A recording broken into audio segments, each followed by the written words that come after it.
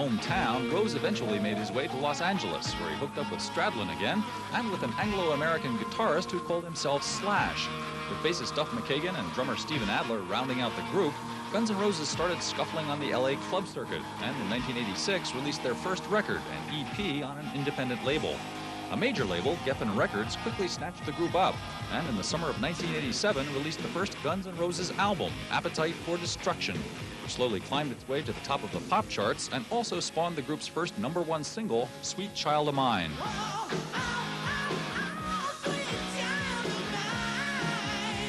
Appetite for Destruction also yielded 2 other top 10 singles, Welcome to the Jungle,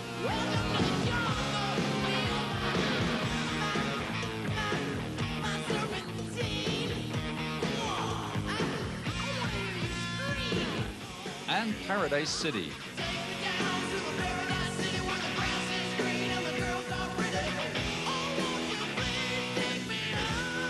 In the summer of 1988, Guns N' Roses toured the country with Aerosmith. By the fall of that year, more than a year after the release of Appetite for Destruction, the group had only an EP's worth of new material ready for release. Packaged together with the tracks off the band's first independent EP, these songs appeared on the market under the name GNR Lies, an album that spawned another top 10 hit, the uncharacteristic ballad Patience. Said, woman, take it slow. Things will be just fine. You and I'll just use a little patience. Beleaguered by drugs and other personal problems, Guns N' Roses kept a very low profile throughout most of 1989, allegedly trying to put another full album together. Then in September of that year, the band was called upon to open a series of concerts in Los Angeles by the Rolling Stones. It was great playing with them. It was a definite dream. I mean, it was something that we told people we were going to do, and people were going, no, they're broke up. I don't care. We're going to open for the Stones. You wait. We're going to do this. I don't know how, but we're going to do this. So, and then, you know, I told Keith Richards that, and he's like, well, you made it, mate. Let me have a cigarette. For more than a year after that, Guns N' Roses continued trying to complete their second album. Drummer Steven Adler had to be dismissed for drug abuse, and then in January of this year, with former Cult drummer Matt Sorum recruited to take Adler's place, and another new member, Dizzy Reed, added on keyboards and percussion, Guns N' Roses bounded back into the spotlight at Brazil's big Rock in Rio festival. Mr. Brownstone, he's been knocking, won't leave me alone. Pumped up by the Rock in Rio experience, Guns N' Roses committed themselves to launch a tour on May 24th, by which time the group's long-delayed follow-up to the 4-year-old Appetite album was expected to be ready for release. As that date drew near, the band mounted a trio of surprise warm-up dates at rock clubs in San Francisco, Los Angeles, and New York City. New York was the best. San Francisco was a bit wobbly. I'm about to read a review on it. You know, because it was just the first time Axl had sang with us in 2 years, maybe. And LA was rocking, and New York was the best.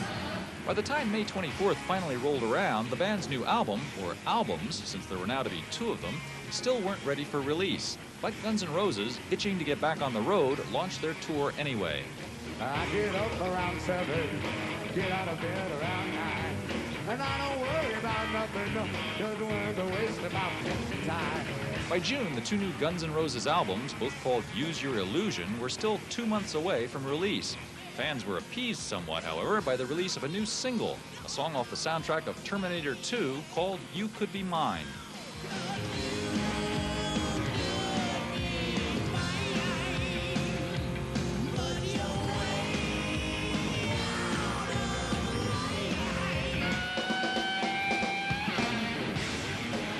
Over the course of their current year-long tour, Guns N' Roses have lost another member, founding guitarist, songwriter, and singer Izzy Stradlin. Izzy decided he wanted to leave and go do his own thing. And we had like 2 weeks to find somebody. So Slash and Duff and myself just started throwing around names, you know, and Gilby was an old friend from the club days, you know, in LA. And we thought he was the perfect choice. So I called him up, and he was the only guy that we physically auditioned. I had 2 weeks to learn like 40+ songs. 2 weeks.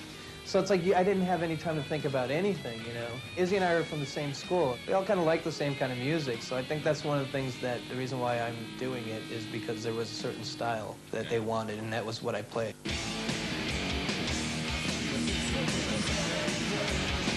Rounding out the live Guns N' Roses experience these days are backup singers, an all-female horn section, and utility player and singer Teddy Andreas, who previously worked with singer-songwriter Carole King. We got a guy named Teddy Andreas, and he does harmonica, which is on songs like Bad Obsession, and he plays organ. He's a great organ player, and he's just a great background vocalist. And it's fun having this whole, you know, entourage out on the road, you know, like 5 girls and Ted, and the rest of us, it's a circus, you know? A circus indeed. With only 3 full albums to their credit, Guns N' Roses have already stirred up enough controversy to fuel a 20-year career. And while the band continues to grow and change, its members remain scruffy and stubborn and determinedly true to the musical beliefs that inspired them in the first place.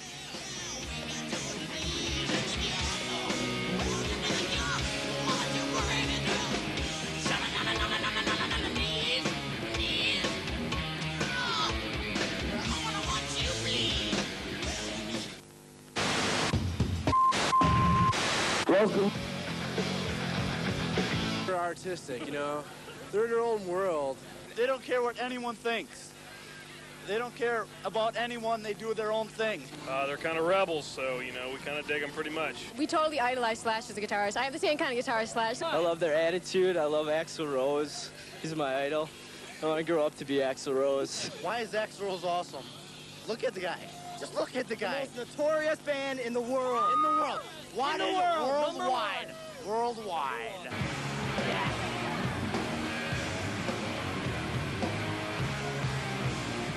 So it usually starts around 7.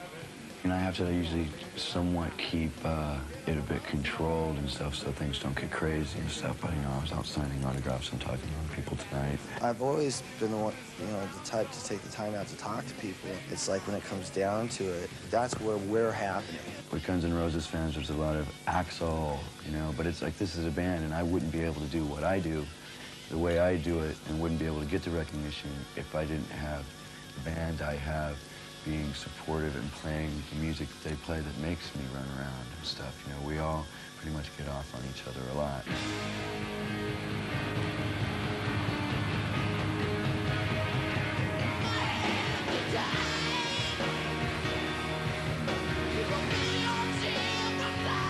Right now we don't use a set list.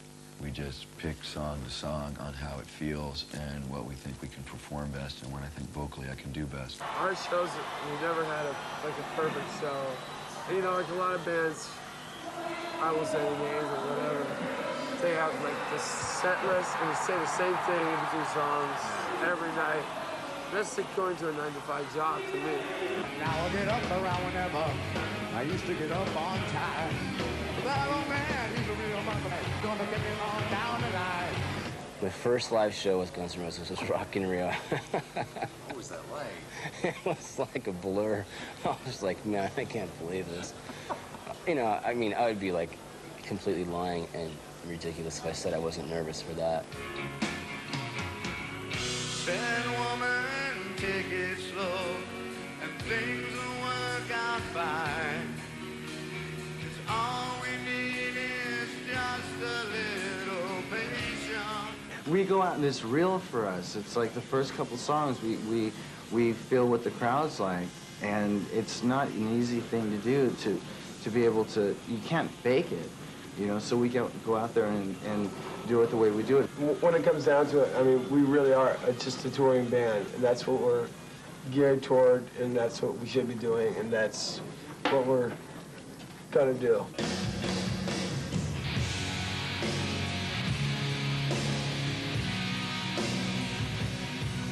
Having conquered the hard rock precincts of their native land, Guns N' Roses next set out to whip the rest of the world into line with its non-stop 3-hour live show. Nearing the start of its second year on the road, the band played a massive combination AIDS benefit and tribute concert near London for the late Freddie Mercury, frontman for one of Guns' all-time favorite bands, Queen. The idea behind the whole concert The fact that it was completely sold out before they knew who was on the bill, talking about the public, and it sold out the way it did, gave a sort of certain kind of energy to the AIDS awareness thing, especially in the rock and roll circle. And losing Freddie to it was, you know, like a catastrophe. And it turned everybody's heads around. Having everybody show up at the concert for that cause was great. And then all the bands that were there, there was none of that sort of rock star, you know, who's who of rock vibe going on. So we all had a basically good time, and it was really well organized.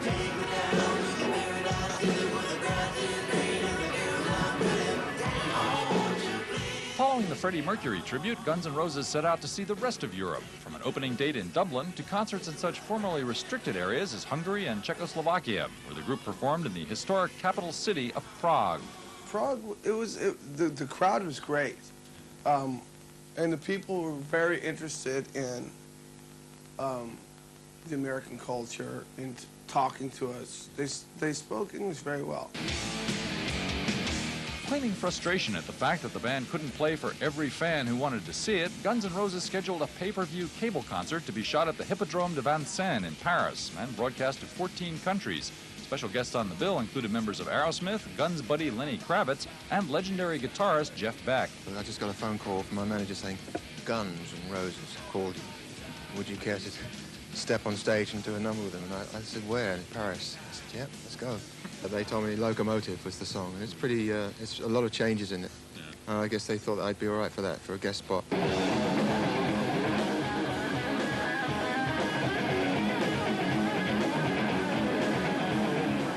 Beck and the band roared through a rehearsal for the Paris show and may have overdone it. Beck, who suffers from a loud music-induced hearing disorder called tinnitus, had to bail out of the concert itself due to pain in his ears, leaving this rehearsal footage as the only suggestion of what might have been.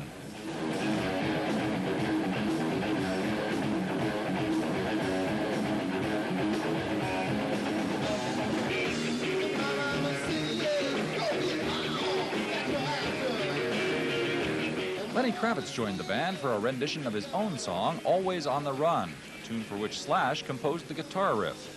It was a riff that I wrote initially. I mean, I write everything for Guns, you know, and sometimes, especially when Steve was in the band, you know, some stuff was definitely too funky. And so we just didn't use it, and I put it on the back burner. And so now, having Guns play it, I was like, you guys don't even realize how funny this is.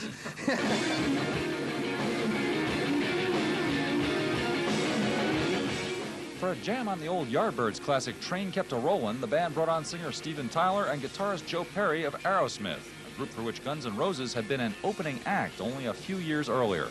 So they just showed up to watch Jeff play, you know, and then we just got everyone out there, and we had never really rehearsed it or anything, but it sounded cool.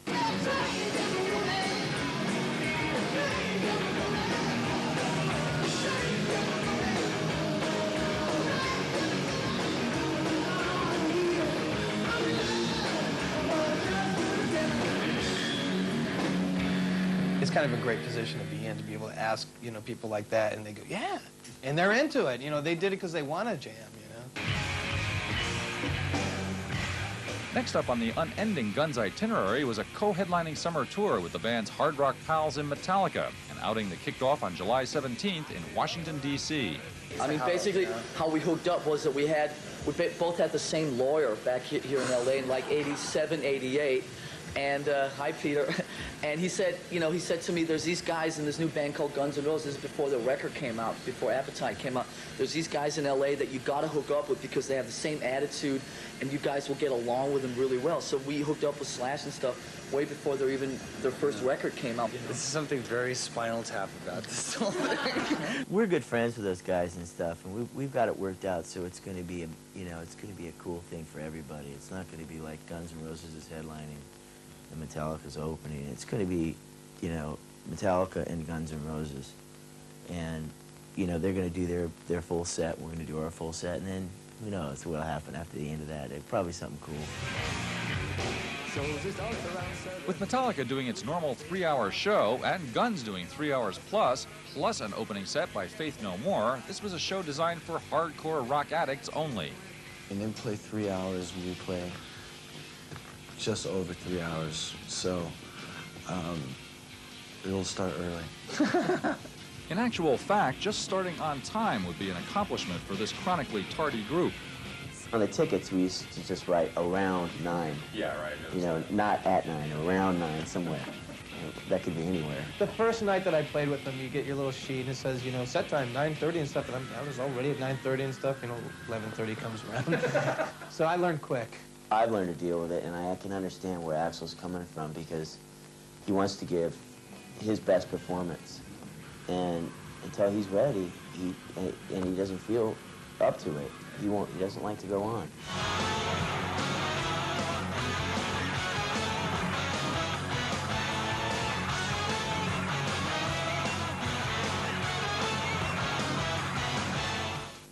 Road work, the individual members of Guns N' Roses have managed to find time to work on solo projects. I've been doing like one-offs with different people like crazy, and I've got a Stevie Wonder thing I'm doing, and I just did Carole King. Well, I didn't do Carole King. I did something with her. I did a song with her, and the Michael Jackson stuff. Duff McKagan recruited some of his bandmates, along with Lenny Kravitz and Skid Row's Sebastian Bach and Dave Sabo, to record an album that should demonstrate for all to see that he's much more than just a bass player. I played drums on most of the tracks. Matt played on one of the tracks.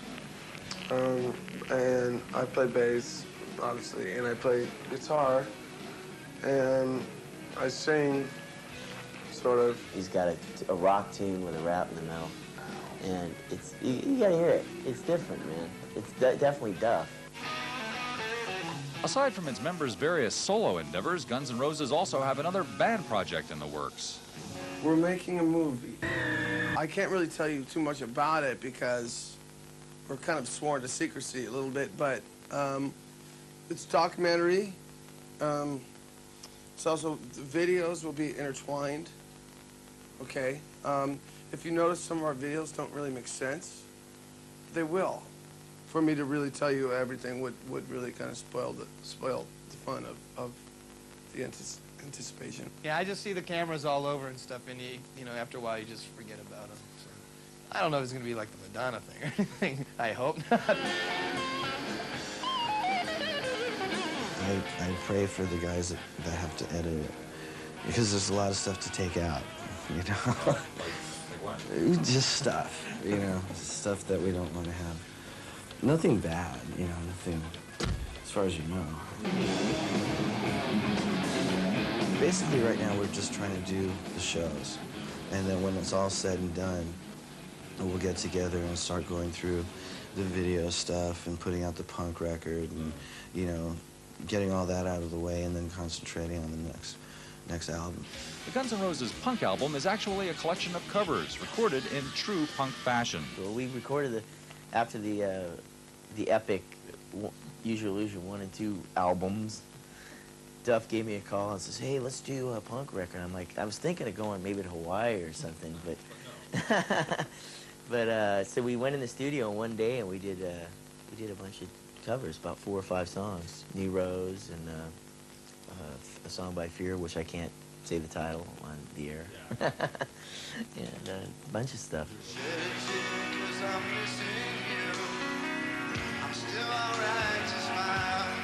Given all the activity in their various lives, a fan might well wonder when they'll ever find time to write material for their next album. When we do have a chance to sound check, usually what we try to, like, we just jam, you know, and come up with riffs. So we got some good stuff going, yeah. We tell the sound man to hit the tape player, and then later on we compile some of it and maybe have another Guns N' Roses album in 5 years. We haven't gotten together as a band per se and like started to put songs together, although we've been jamming a lot, you know, because we always jam. And so I sit around and, you know, come up with ideas and I just keep them in my head. And when, you know, everything's over with, we'll probably get together and start trying to culminate some of the ideas. This band writes the kind of songs it wants to write. I mean, you know, our A&R guy, is cool and he works with us, but he's not like saying, hey, you gotta do this and do this. It's mainly what we feel, you know.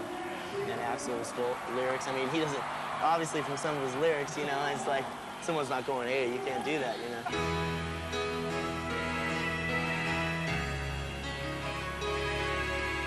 I feel I have responsibilities to myself and to the music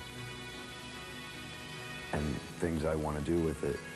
Like, you know, trying to relate to as many people and help open their minds up and at least make them think. I'm not telling them we can save the world, but I can kind of describe the world and, you know, and just at least let them think about it, you know. Really, we've only just begun. We've only have, what do we have? What, 4 records out, you know. We're still babies, you know. We've got a lot to achieve. Writing music and songs is the most important part of it to me. Everything else is, like I said, is a benefit, and we're really glad to get those, and we want all those we can get. But at the same time, if we have to really compromise on the music, then it's really not worth it in the long run.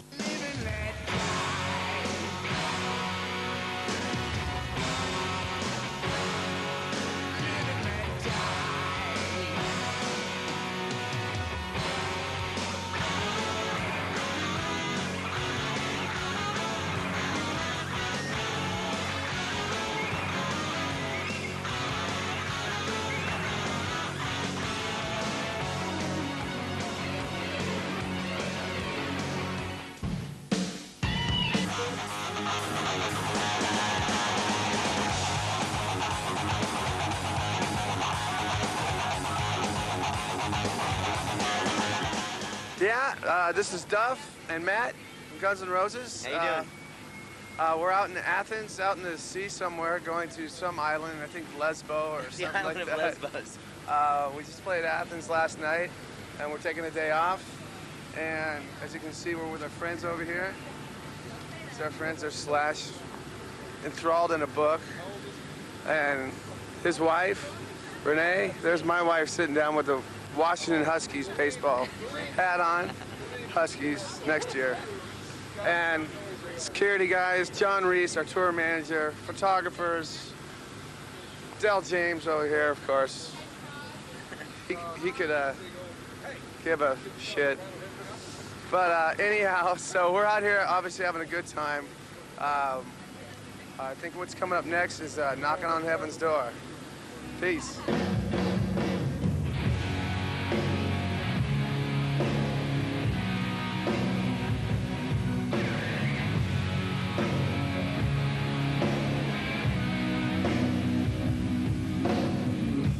Mama, take this back from me. I can't use it anymore. It's dark, too dark to say. Feels like I'm knocking on heaven's door. Knocking on heaven's door.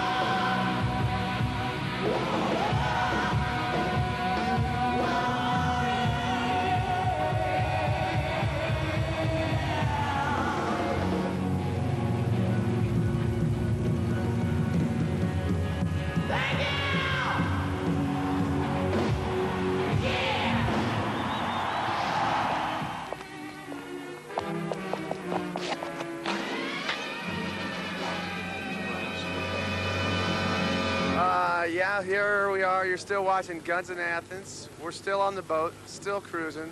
Destination unknown. Having a great time. What's up next?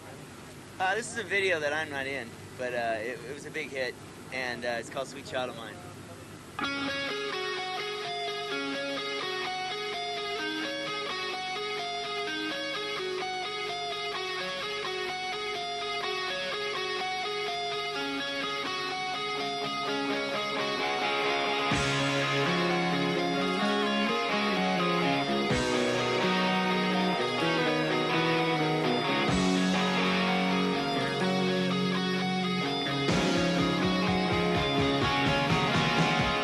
She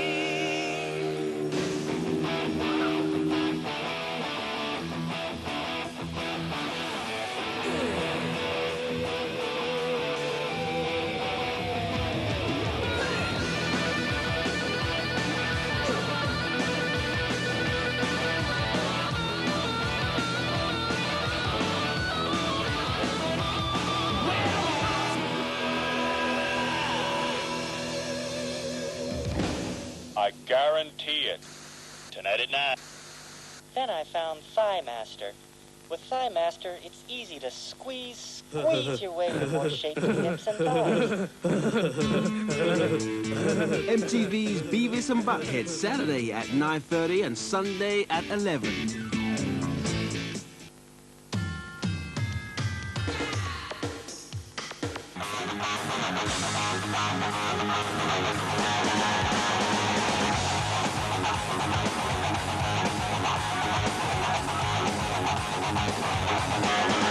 Jeff's got a new hair color. I don't know if anyone noticed. What is that actual color? It's my real color. It's my real color. All right. It's a good thing. Okay. So here we are working hard again in Athens. I'm sweating. Can't you see the sweat? Yeah. What are we doing here? Well, you know what we're doing here. We have to go to Turkey tomorrow, and you know we might never come back from there. So it's like our last right to life, I think, something like that. Oh, thanks, sir. Lovely beverage here in Athens. We're headed out to some islands still, and this is our sort of the last leg of our 2-year tour. So we're trying to live it up, and we got a video coming up now. This is a video that I'm in actually, and it's called Yesterdays. And we did this. I might say we did this video, and we did 2 videos in one day. So to make up for all the pricey November Rain and Don't Cry videos, we did this 2 videos in one day. So it's like 10 takes, done. There were so many things I was never told. Now that I'm starting to learn, I feel I'm growing old. 'Cause yesterday's got nothing for me. Oh, pictures that I'll always see. Time just fades the pages in my book of memories. Prayers in my pocket and no hand in destiny. I'll keep on moving along with no time to plant my feet. 'Cause yesterday's got nothing for me. Oh, pictures that I'll always see. Some things could be better if we'd all just let them be. Yesterday got nothing for me.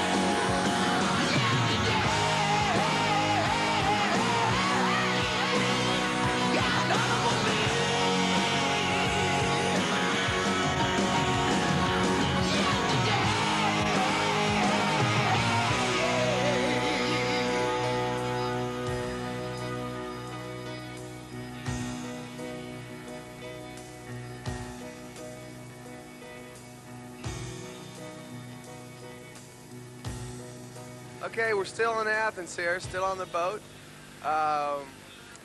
Speaking of Europe, though, we were in Paris a while back for the pay-per-view thing, and we did a nice little number with the boys from Aerosmith, and it turned out great. And they're great guys, good friends of ours.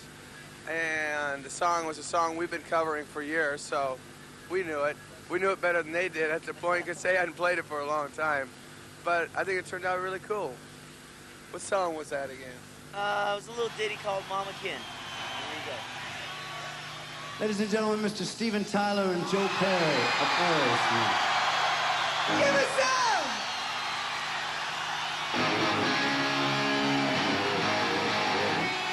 Oh, yeah! I got one thing to say.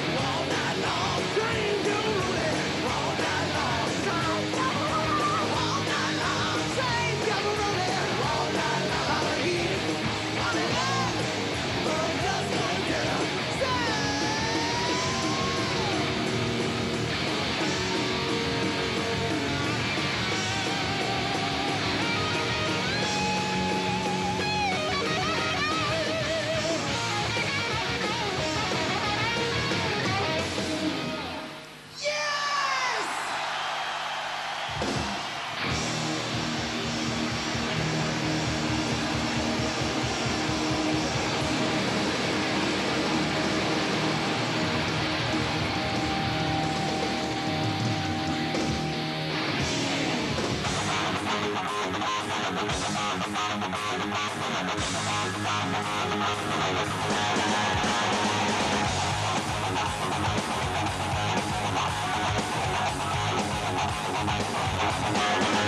the best memories of the Paris show was definitely Jeff Beck flying out and at least participating in sound check, you know, but he blew his ears out at that rehearsal, and so he didn't actually do the actual show the next day, which was a drag, but it was amazing watching him play. I was completely stunned, you know. I wanted to just pack it up at that point. Let's see, and then just it was the first time we'd ever played Paris, so that was cool. Yeah. As far as the show is concerned, I can't remember any particular highlights other than the crowd and Jeff Beck being at soundcheck. Yeah. I thought that Lenny I didn't even mention Lenny. God, I'm sorry. Yeah, Lenny came out and we did Always on the Run, Always on the Run, which was great. And we did a good version of it, which is cool. Yeah, it was a bit rockier, wasn't it, than the... Well, you know, anytime you get out on stage, it's always rockier, as you put it.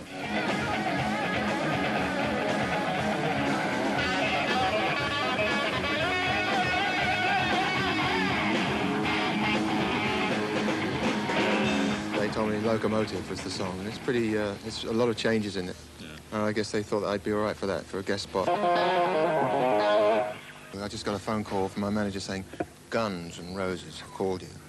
Would you care to step on stage and do a number with them? And I said, where? In Paris. I said, yep, let's go.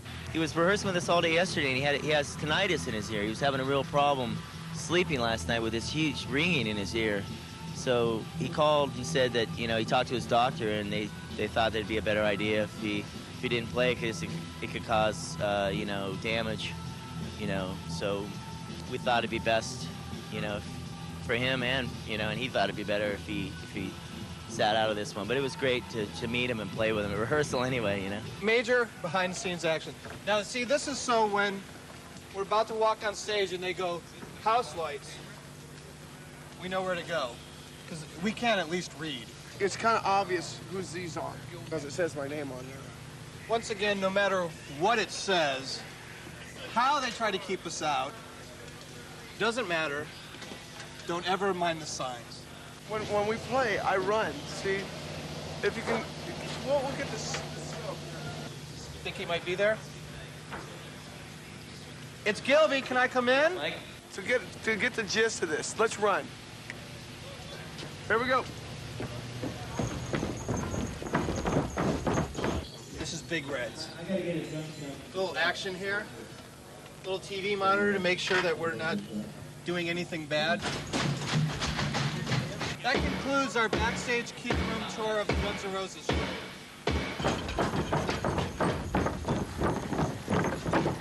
That's only for one chorus of a song.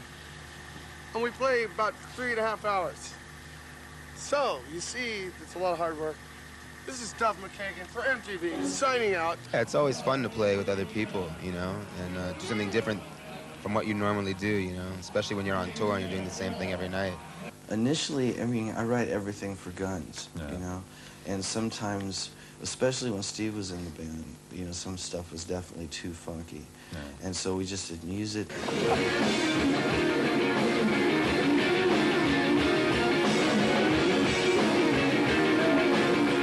And so now, having Guns play it, I was like, you guys don't even realize how funny this is.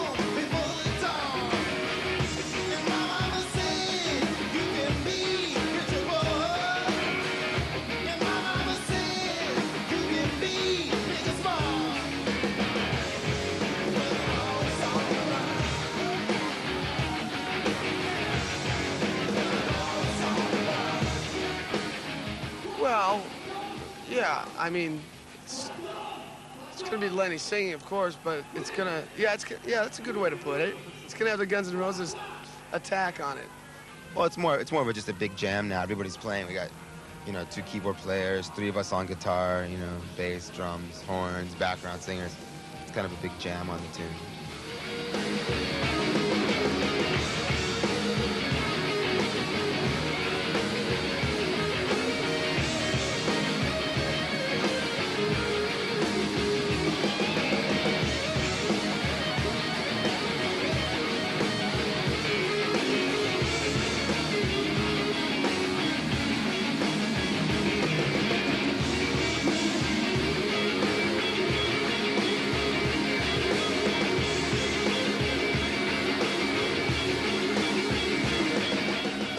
Well, I think that when we first went out with them, it was like their first big tour or something, so it's pretty cool to see them doing what they're doing, At the end of the tour, we gave them all Halliburton luggage, the metal stuff, and, we said, man, you're in for a ride, dig it. So it was cool. It's great to see them doing what they're doing.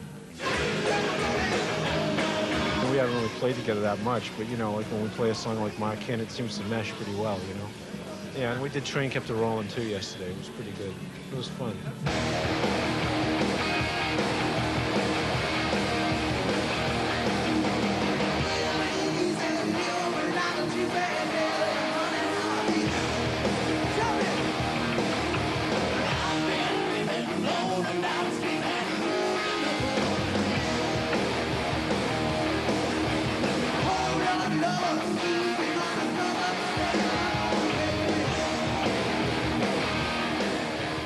We toured with Aerosmith, so we're already like family with them, They're our pals, so it's like old home week or something, What do you call that?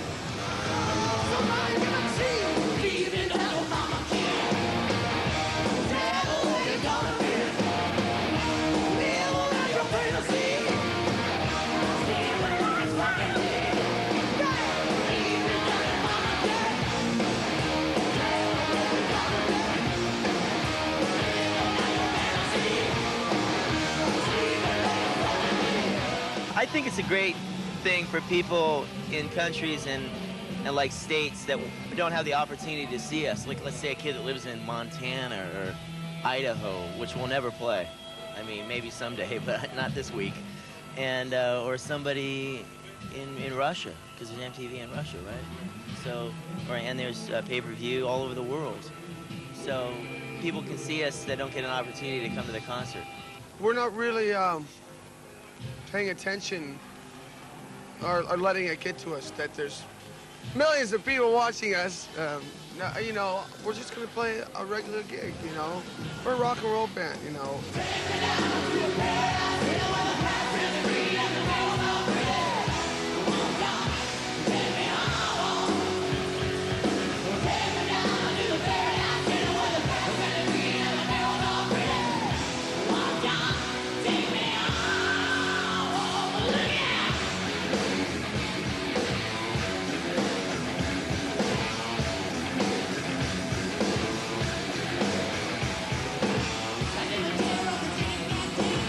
One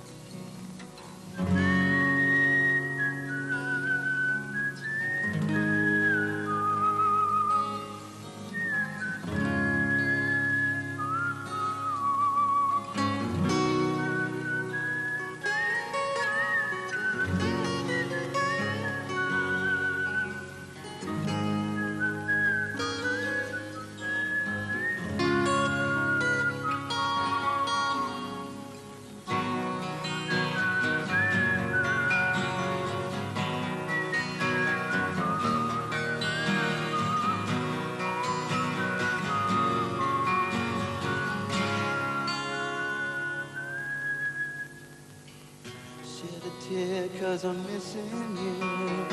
I'm still alright to smile.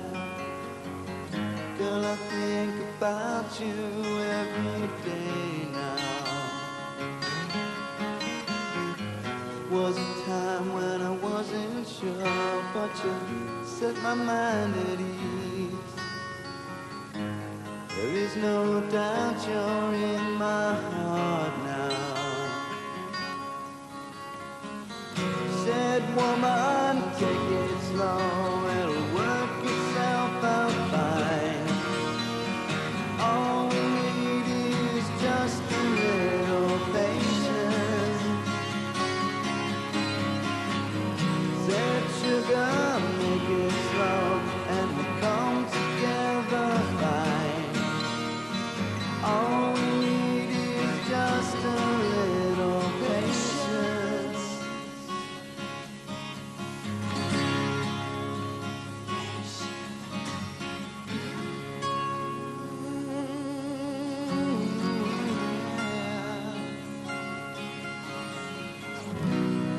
Sit here on the stairs, 'cause I'd rather be alone. If I can't have you right now, I'll wait here. Sometimes I get so tense, but I can't speed up the time. But you know, love, there's one more thing to consider. Said, woman, take it slow, things will be just fine. You and I'll just use a little patience. Said, sugar, take the time, 'cause the lights are shining bright. You and I've got what it takes to make it. We won't fake it. I'll never break it, 'cause I can't take it.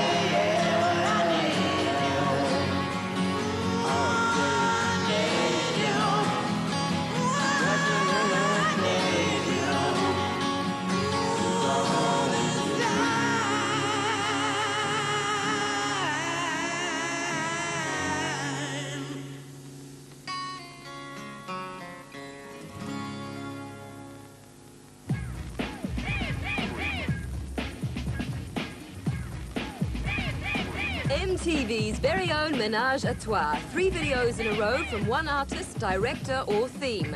17:45 and 23:45 Monday to Friday.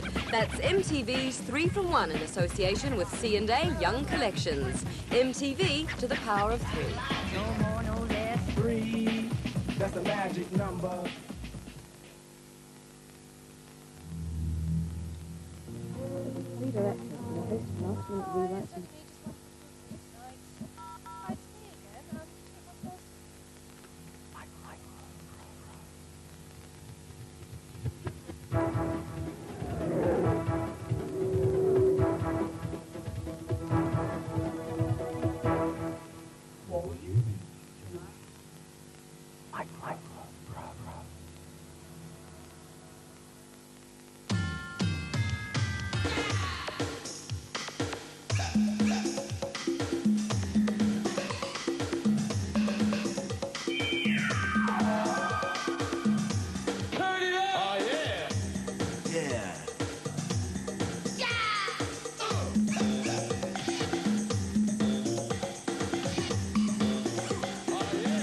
Black or white, it fits. Puma Disc, turn it on. What's Love Got to Do With It?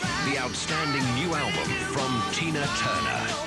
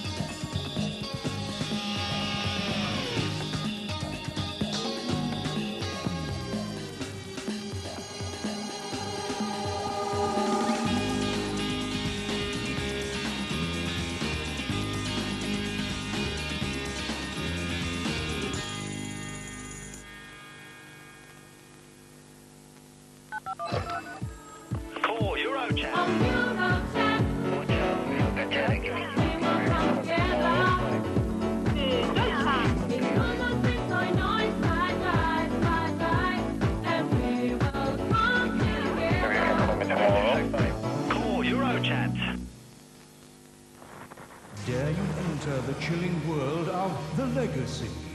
Dare you face ghosts, ghouls, devils, demons? If you dare, enter the PC review competition and you could win the game and a weekend at Euro Disney. PC review, out now.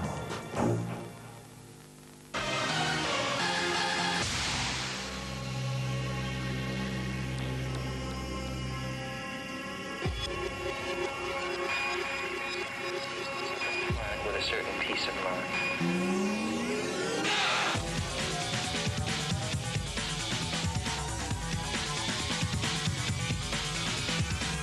Eliminated any interruptions or distractions.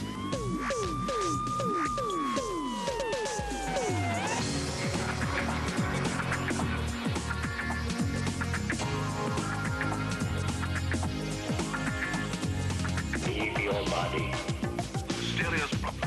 How the brain learns. This is for real.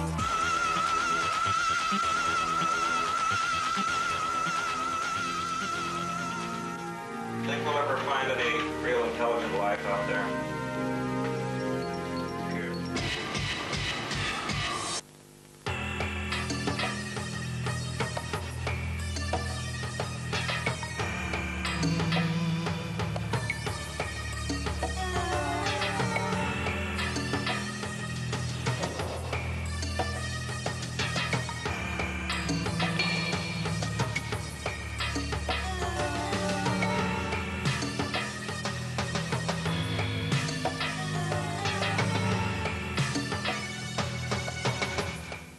Hey, hi, this is Dizzy from Guns N' Roses, and here we are cruising around on this beautiful boat outside of Athens, Greece, and we're having a blast. I hope you are.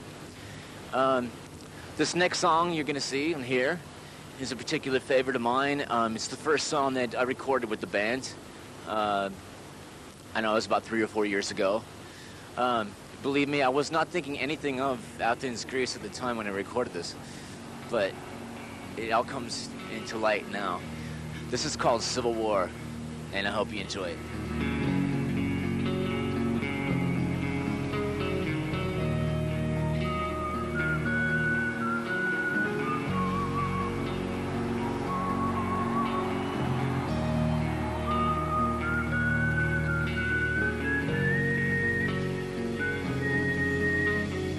Look at you young men fighting.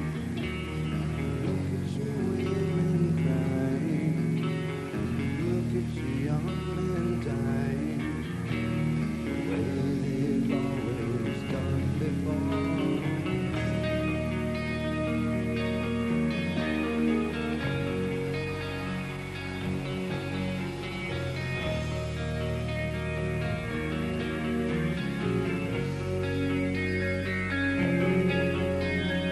Look at the hate we're breeding. Look at the fear we're feeding. Look at the lives we're leading. The way we've always done before.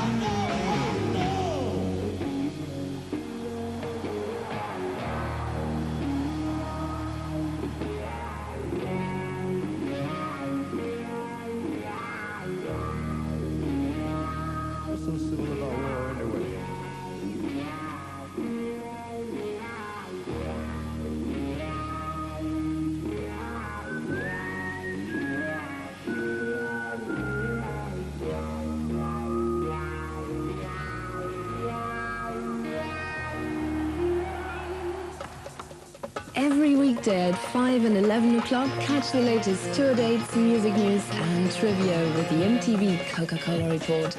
There's also city guides from the hippest spots in Europe, interviews with the biggest names, and you can win the wildest prizes with competitions every month. The MTV Coca-Cola Report, a show you can't afford to miss.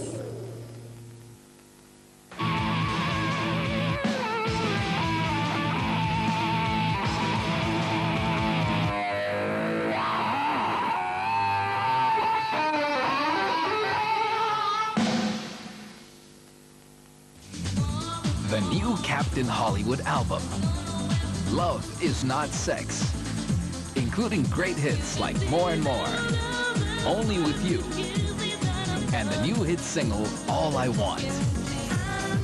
Captain Hollywood.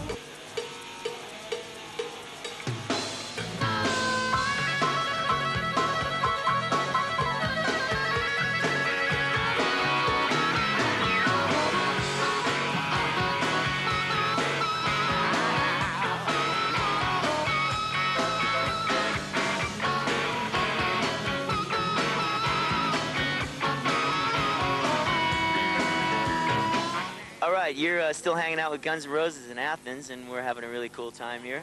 Got Slash over here is reading his book, very enthralled, in a new Anne Rice novel.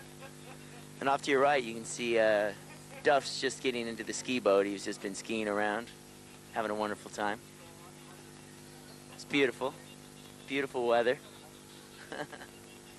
Okay, this next video that we're going to show you was shot with a lot of live performances that we did when Izzy was still in the band, and did it all over Europe and the United States, and just took live footage. And then we had little old pictures of each member of the band as kids, you know. And this next one's called Live and Let Die. You were young and your heart was an open book. You used to say, live and let live. But if this ever-changing world in which we live in makes you give in and cry, say, live and let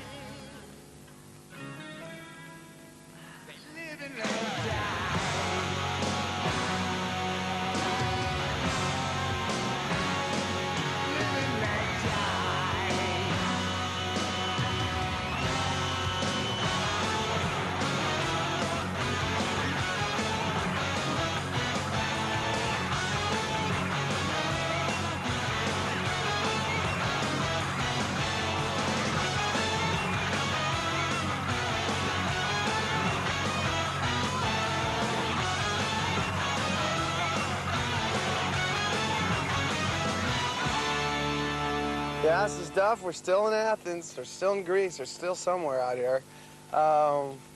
Still having a great time. The next song is coming up, and it was also a video off our first record, Appetite. It's called...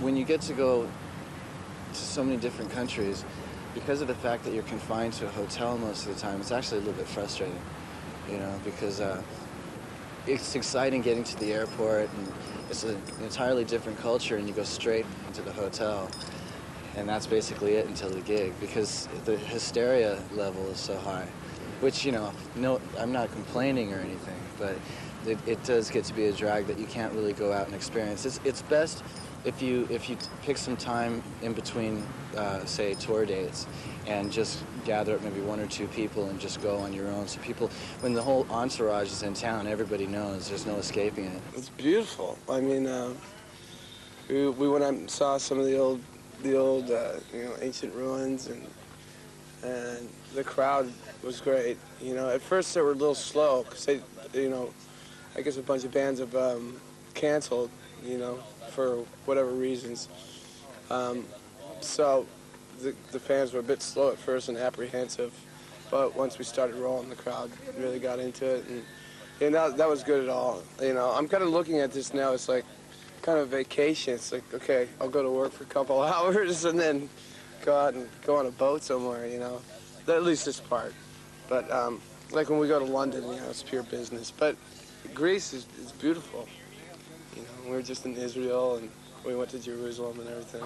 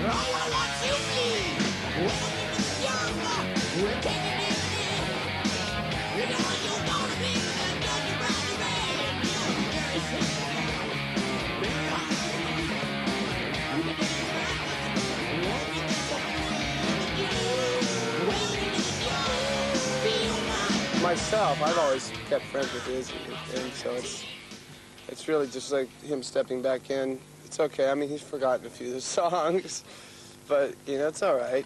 You know, people know that he hasn't played with us for over 2 years, so they're not going to expect, you know, crystal clear, perfect, you know, sounds coming off the stage, because they definitely are not. Not just against Izzy. I mean, everybody. We've never been perfect.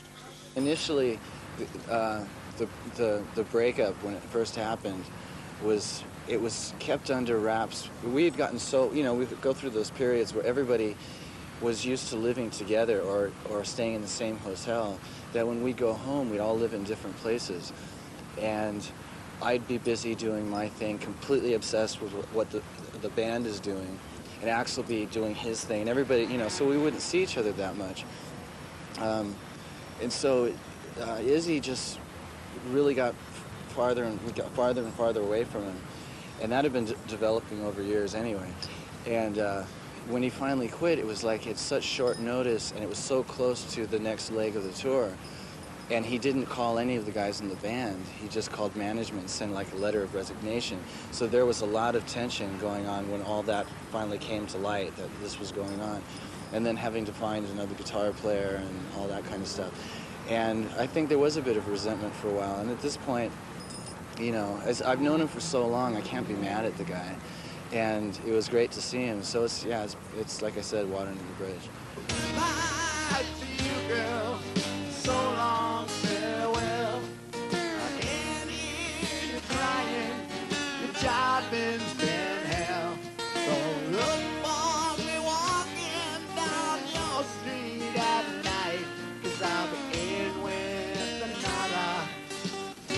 down inside. Deep down inside. Deep down It feels good because, you know, when he left the band, it was a little weird. You know, I mean, it was for different reasons. He was feeling, you know, like he kind of wanted to do his own thing. And when we split, we really haven't really spoken to each other. You know, and I've spoken to him a few times, Steph's spoken to him a few times, you know, but not like it used to be. So when he came back, at first when I saw him, it was a little strange. But once we got up on stage, it feels just like the old days. I look over him now, and I'm just like, wow, there's Izzy over there. It's kind of trippy, you know.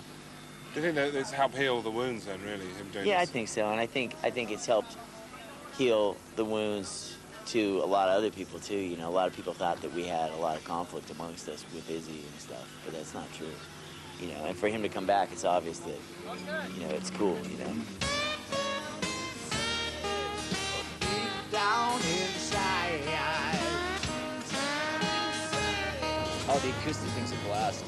I just, you know, when we first started rehearsals to do that, I remember we brought out, like, you know, all the stools, and everyone was sitting there doing it. And I remember Axe showed up to rehearsal. He's like, no way, can't do this. It's like, we need a couch and a coffee table, you know? So it was like your living room now, right? And that's what, like, made it. You know, we brought the couch out there and the table, and we got the guy comes out with the pizza and stuff. So it's like, you know, it's like sitting around your house jamming, and that's basically what the acoustic stuff started as, I think. And in some way, trying to portray that to the audience, I think makes it more real. And I don't know, I think it's a lot of fun for us, and I think most of the people get into it in the same way.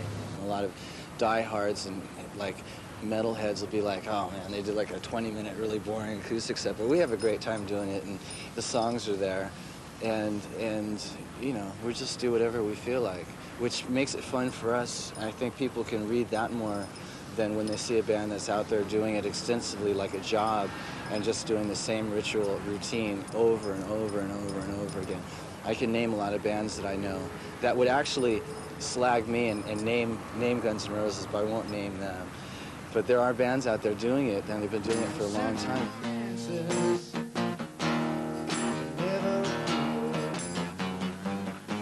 But maybe if I looked real hard, I'd see you trying to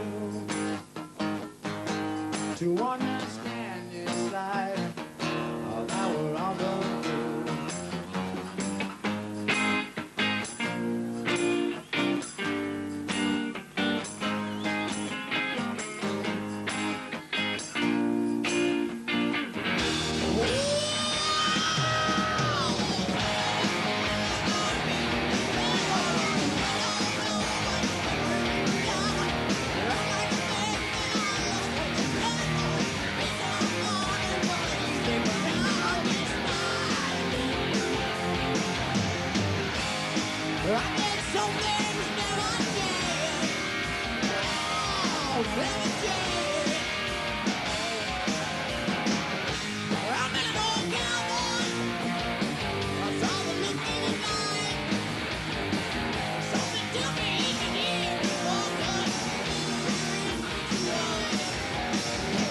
Beautiful concert, rock concert in Athens that ever happened.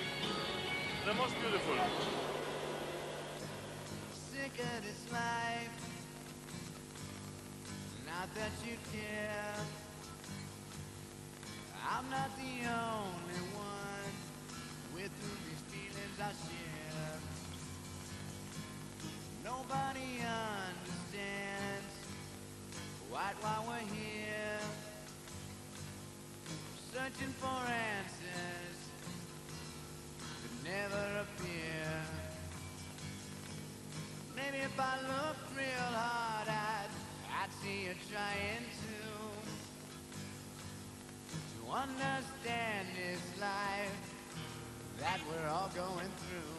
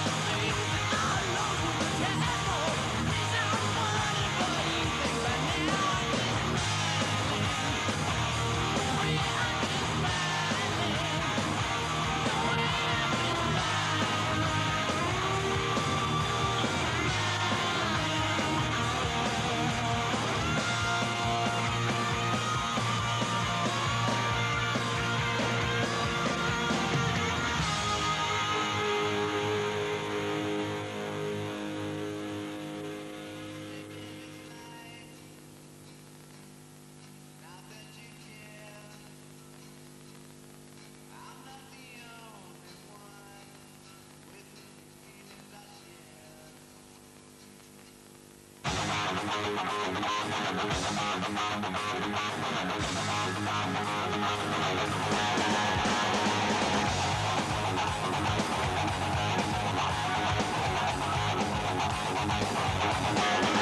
shot Yesterday's, which was in that same airplane hangar.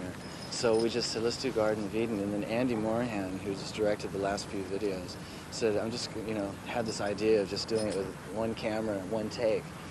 And so that's basically it. So we just did it. It was the tail end of the day.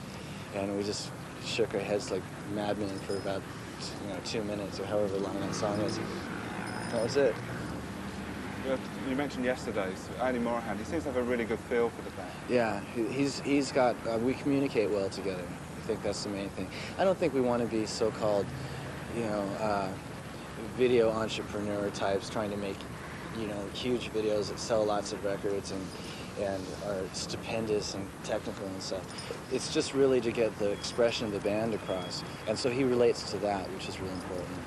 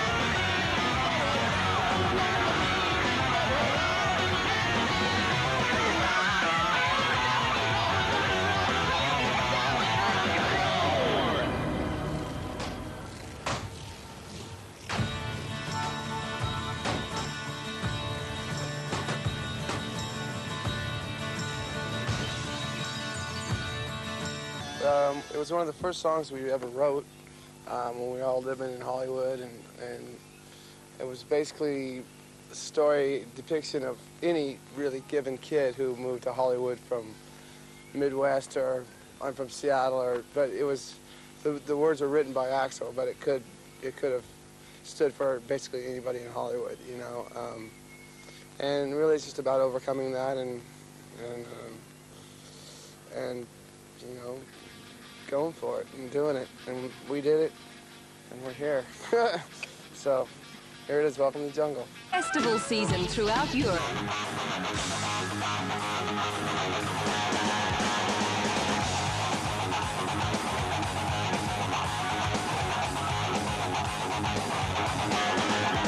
All right, this is Duff.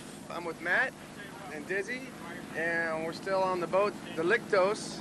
We're leaving, we just got here, but now we're leaving Poros. Okay, so we're still here in Greece, and I guess we're gonna set up a video here. It took us a couple days, 3 days, a week, a month. How long it takes? It was to a film? month. Yeah, and that's why I'm not in it much. Yeah, well, neither am I. It's all right. Well, I'm not in it at all, so. Oh, anyhow, it was quite expensive also, but you know, it's only money, right? Does it look like it's gonna rain, you guys? I think it's gonna rain. I can feel it. That sets up this video. November rain. How stupid.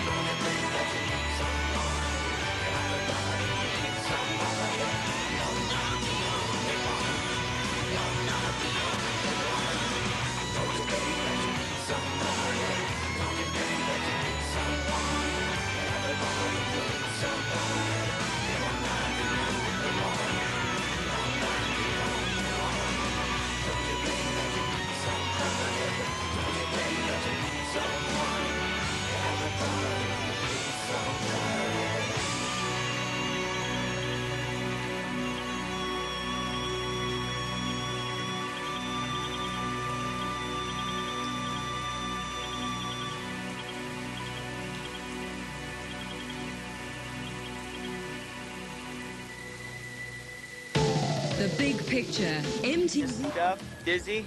Hi. You're still rocking with us in Athens, and right now on the island of Poros. And this next video starts out with a pretty cool drum beat, but I actually didn't come up with the idea. Duff did. I just want to tell the public that now. I had nothing to do with it, and I'm not in the video. But this I'm in the end. Yeah, this is a little song, and the video stars our close friend Arnie Schwarzenegger. He had us to dinner at his house. Dude. Well, he had you there. He didn't invite me. I didn't. Okay. You didn't get to go? I had cheeseburgers that night. 99-cent Jack in the Box. That's not a plug. Sorry. Because of the November Rain video, how much it costs. That's right. We had to cut. We had to cut back. But check it out. Check it out. Camera guy, come here. Matt, come here. I got John Reese. I want to party with that man right there. I'm going to ask him if I can cast in a pole. He's not catching a lot, as you can see, that little sea bass, but when we come back, I'm going to be down there fishing with the man. This is a little video called You Could Be Mine.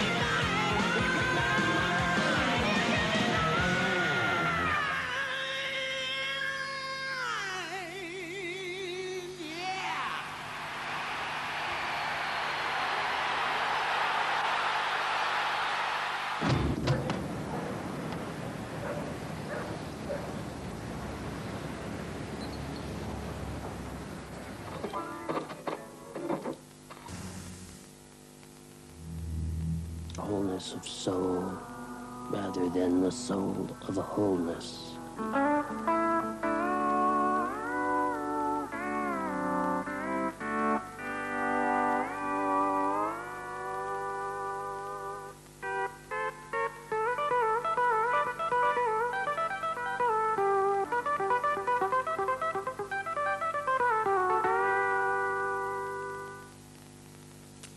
All right, just a quick reminder that after this marathon visit to Athens with Guns N' Roses, your weekend will continue with an in-depth look at the band in one of MTV's famous rockumentaries. That's coming next after this final visit to sunny Greece on the second night of the current Guns European tour. Taking yous where yous want to go.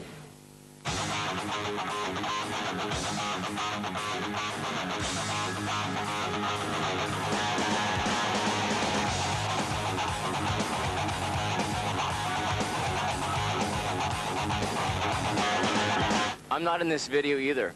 You are in it, actually. You got the Where's live. You're right. Okay. If you see the sign that says "Where's Izzy?" that's me. That's my back. And other than that, it's a really great video. And They had helicopters and everything. helicopters and everything, and skyscrapers, and there were some underwater scenes, and we're on water, so that kind of goes along with it. Michael, you're an asshole. Anyhow, sayonara from Greece. We're out of here. And this is "Don't Cry," right? Right.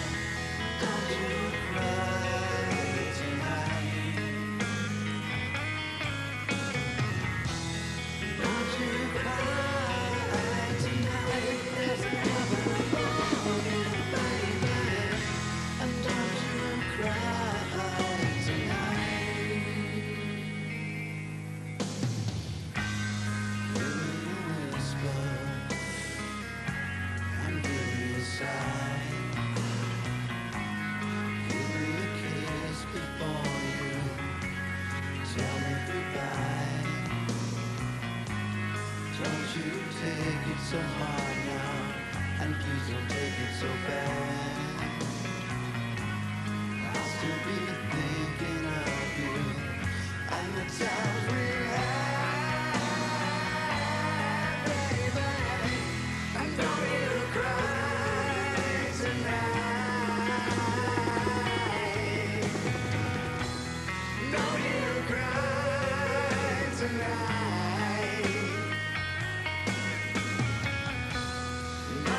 Cry tonight.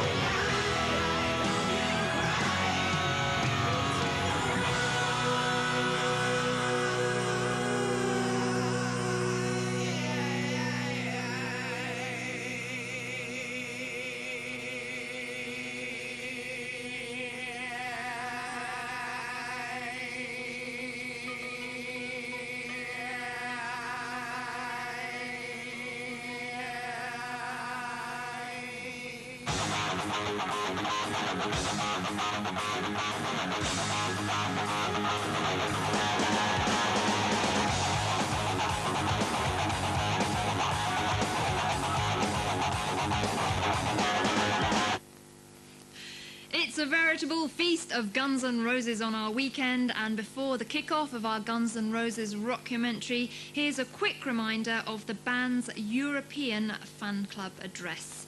You can write to Asylum Europe Limited, Marketing Department, 2 Gumping Road, Orpington, Kent.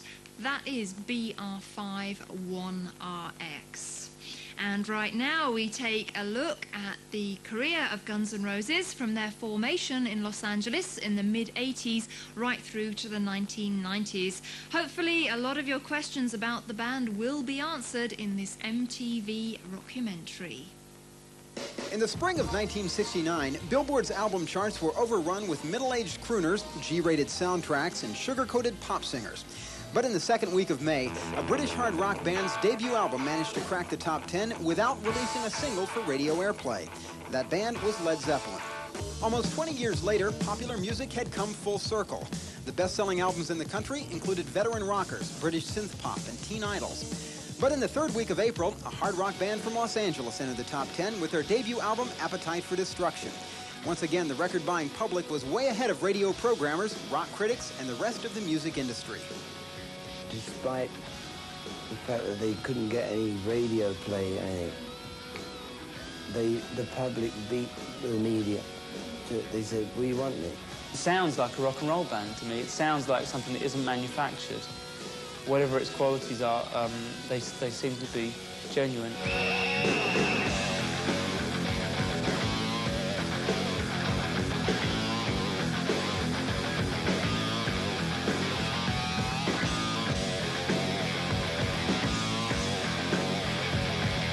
I hit LA with a backpack, a piece of steel in one hand, and a can of mace in the other.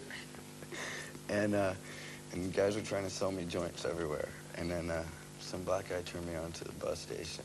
So I found the bus station, and there'll be a song all about the bus station on our EP called 1 in a Million. And then I rode all around Fullerton, thinking it was just as small as a city I'd seen, and I would find Izzy. I rode the bus for like 2 days. Never found Izzy. I just saw a picture of Izzy and Axl. I said, Slash, if we get these 2 guys and another bass player, we could have the best rockin' band. And it was for Flyers where we saw them. And we went to the show, and I was right. And we asked them.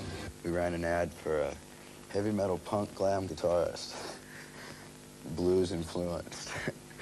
And Slash showed up, and we said, nah. But he kept popping up everywhere we were at, and all of a sudden we started working together. Then I moved to California, and I wasn't that good of a guitar player, really, to be like, because there's a million guitar players in LA. And then my drum kit was just, it was a piece of junk, you know? So I said, okay, I'll play bass, just to get my foot in the door. And this is the door I stepped into. We were the only 5 guys that could have made up Guns N' Roses. I mean, we had different combinations of us in different bands, you know, throughout the time we were coming up and getting it together. We couldn't, there was nobody else in LA we could have played with, so it was inevitable that the 5 of us would get together because that was it. I mean, there was no other combinations that were going to work. And eventually, you know, there was enough people that known us over the years that we were able to have a following and go in, and we worked our way up. We started Tuesday, then a Wednesday, Thursday, Friday, and then Saturday. As soon as we got to Saturday nights, we were headlining, you know. And so then a year of headlining, we were signed. On August 29th, 1987, Guns N' Roses released Appetite for Destruction, a dark, violent album with explicit lyrics and controversial topics. The album's original cover art, featuring a Robert Williams painting, was banned from record stores in the United States. The songs described life in the seedy Hollywood underground, including tales of rebellion, drug addiction, and paranoia. Against all odds, Appetite went to #1 on the charts and sold over 12 million copies worldwide. Everything's about something that's happened to one of us or something. And I think kids really dug into that, you know? It's about real stuff that they deal with. I mean, kids say in America, there's crack, heroin, you know, there's, you know, pregnancy at 12, there's AIDS, You know, there's just all this heavy stuff. So I think a lot of it has to do with advertisers and advertising dollars and what radio stations will play so they don't lose advertisers. It's got greedy and institutionalized. That's what's happened to it. I think that's why we're doing so well, because we're sort of like a shot in the arm for the rock, you know, for rock and roll.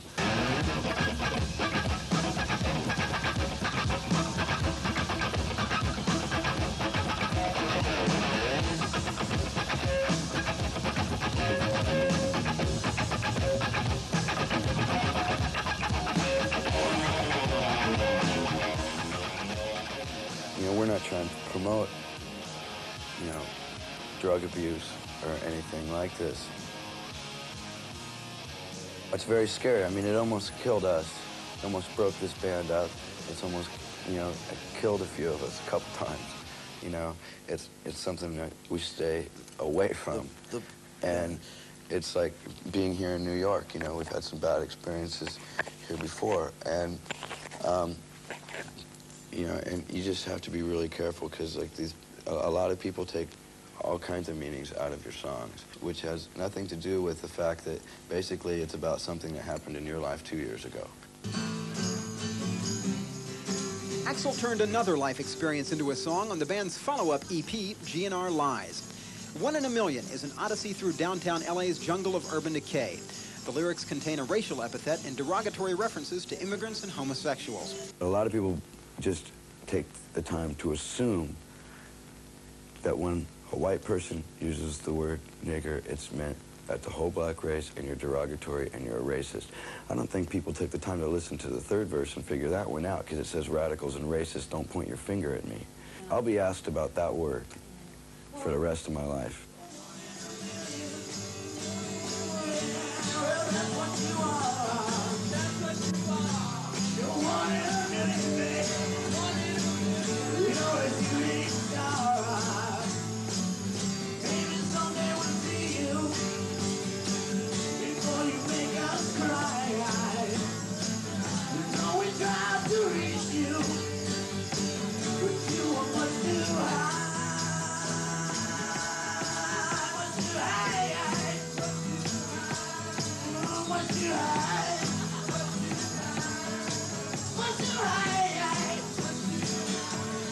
We were more prepared to fight to the death and go down in flames than to make it. We were going to do anything to make it. We were ready to, you know, with our own morals and values, we were just ready to fight to the death for it. Thing is everybody we had seen on the majority of bands that we had grown up around had gone down in flames or, you know, ended up breaking up and stuff without being, like, financially successful in the business. And then all of a sudden, we did succeed financially and everything. I think we were more unprepared for that than anything.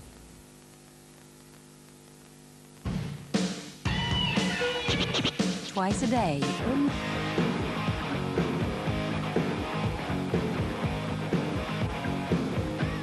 There was this elementary school that we used to hang out at, me and these guys that we used to ride together. And we used to go, like, cut open the fence, and there was these banks in the school that skateboarders used to use, and we used to use them with our bikes. It was when pool riding first became popular. I met Slash, I was at a little elementary school riding my skateboard. Just this kid on a skateboard went flying one day. I fell off and hit my head on the ground. It was a good 7-foot drop, too. The ground came rushing up to meet him at such a pace. I was like, oh, this guy's got to be wounded. And he said, "Are you all right?" And I says, "Yes."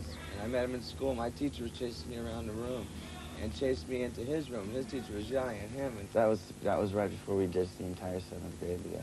And then after the class was over, we got together and sang King Tut on the 3rd floor railing of the school, right on the edge of the little railing. And the teacher came on break, and we were friends ever since. And that's how we met, and we've been friends ever since. I had a guitar and a little amp, and I invited him over, brought him in my grandmother's bedroom, showed him with 1 chord and 1 scale, put my Kiss record on, did all my Ace Frehley positions. Izzy was Izzy since junior high, you know, Isbell, Izzy. You know, and I remember he had on his sheet behind his drums, Izzy! You know, it was great. And everybody knew him as Izzy. Everybody's name kind of suits them. I had it since I was 2. My parents gave it to me. I don't know how they came up with it, but it stuck. It's my name now. Bonehead? Yeah, Bonehead. A friend of mine's dad used to call me that whenever I came over, my best friend. I used to come over and he'd go, hey, Slash, and it just sort of like stuck. Axel came along as the name of the band. My friend used to write down, my friend Dave Lang wrote down names of bands. Him and Mike Staggs and Roger Miley. And we always thought of names of bands, and he had this page of like hundreds of names they thought of for names of bands. One day they called me up and they said, got a name for a band, Axel, and like, I don't know, world was coming down on me in my house, and it was like, I answered the phone, and I was like, what do you want? He goes, we got a name for a band, Axel, how should we spell it? And I was like, AXL, click. I grew up in the music business. I grew up pretty heavily in it, so I always had, from what I can remember, I always had a real fascination with it, you know. It was just, I loved the environment, and I loved the people, and I loved equipment, you know, and things to mess around with, and like, anytime we go to rehearsal, I'd be on the drum set or a guitar, any of that stuff, I've always had an affection for. We had the Bailey Trio. Me, my brother, and sister, and we worked out 3-part harmonies, and we'd get up in front of church and we'd sing like some gospel hit of the 70s, a little bit more rocked out than the actual hymns, you know, but I always liked the bass then. And I was like, one more time, Jesus, lift my heavy burden. It was so much fun. It was really weird to think about that. We looked so goofy. My mom tried to get me to take piano lessons, which I couldn't stand. And it didn't last very long. And I think I played harmonica recorder, you know, that flute-like thing, in 5th grade or something, which I wasn't really into either. A little bit too lightweight an instrument. My family is a pretty musical family also, so I'm the last of 8 kids, you know. So basically, it's like my mom just said, just do whatever you want to do, you know. So I did it.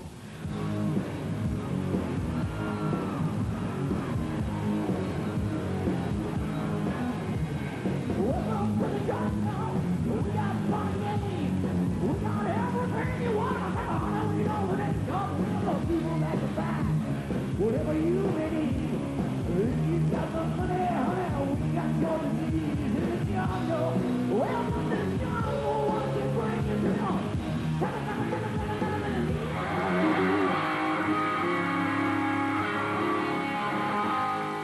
to? He'll be very quiet and stuff most of the time, and really won't let a lot of himself out until he picks up the guitar. And then his heart and soul seems to pour out through the guitar.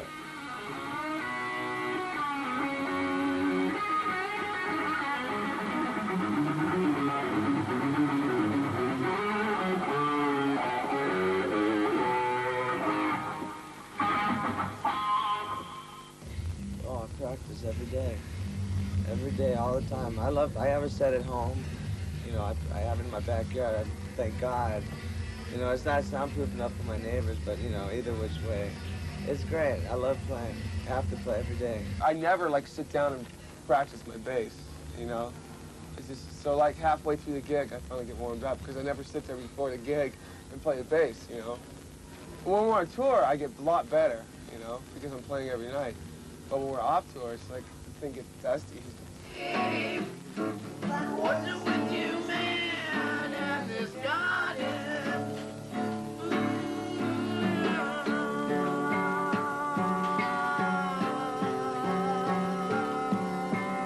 I can't do those woo things that Rod Stewart does, like in Hot Legs and stuff, no matter how hard I try. Voice teachers ever, I can't. I don't know how to say what it is. I can't do that. Bugs me. Bugs me to death. Hey, I wish I could sing. I can't. Scream real good, though. See, I was never really a bass player at all. I was always like a guitar player or a drummer or something. And joined this band, played bass. Now I love playing bass, you know. I've gotten into, like, the next stage. Okay, you can play bass, but how well can you play?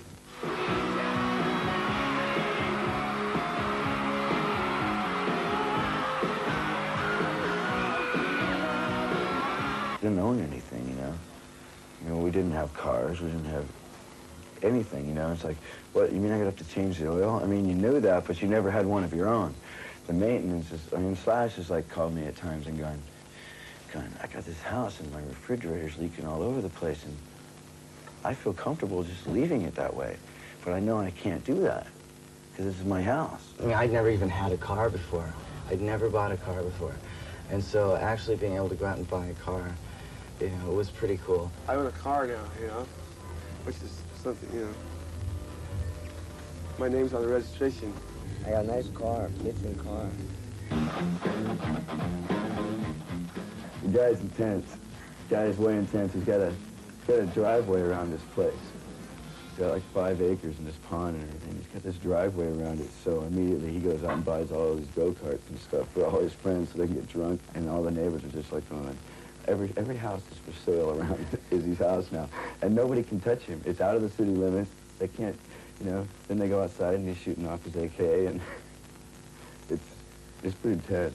You can come into my house on a given day and find a snake in every room. I got 2 dogs, 2 Chinese pugs, little dogs. They're really Benson and Buster. And I love my dogs.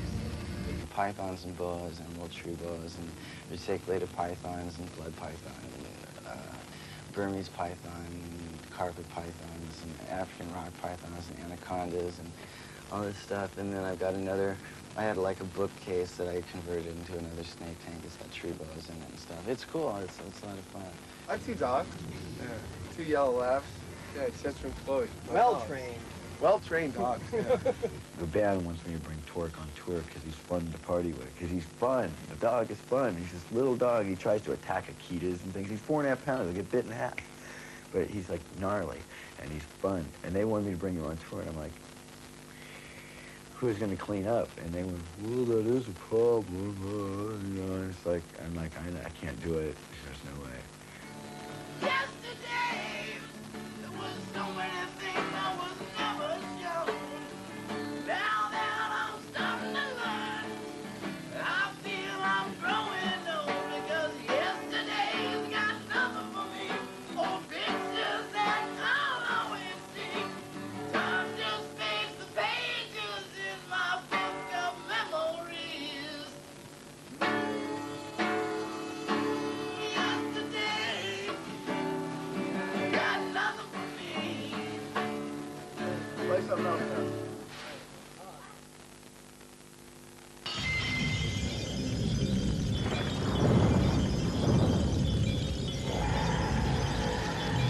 We go on the road. I want my bus.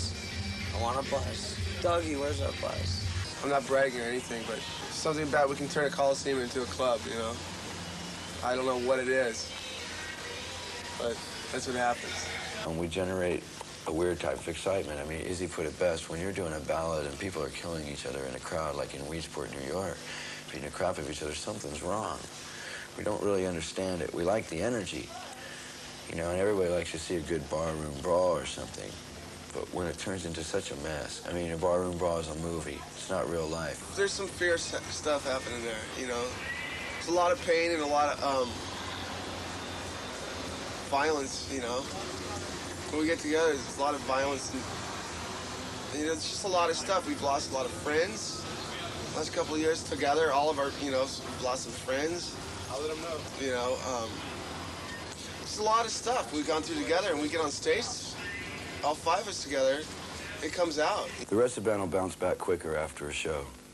And Steven, you know, runs the dressing room, wants pizza, and he's out to find the girls and everything. It's like, I need about an hour to pull my head back together.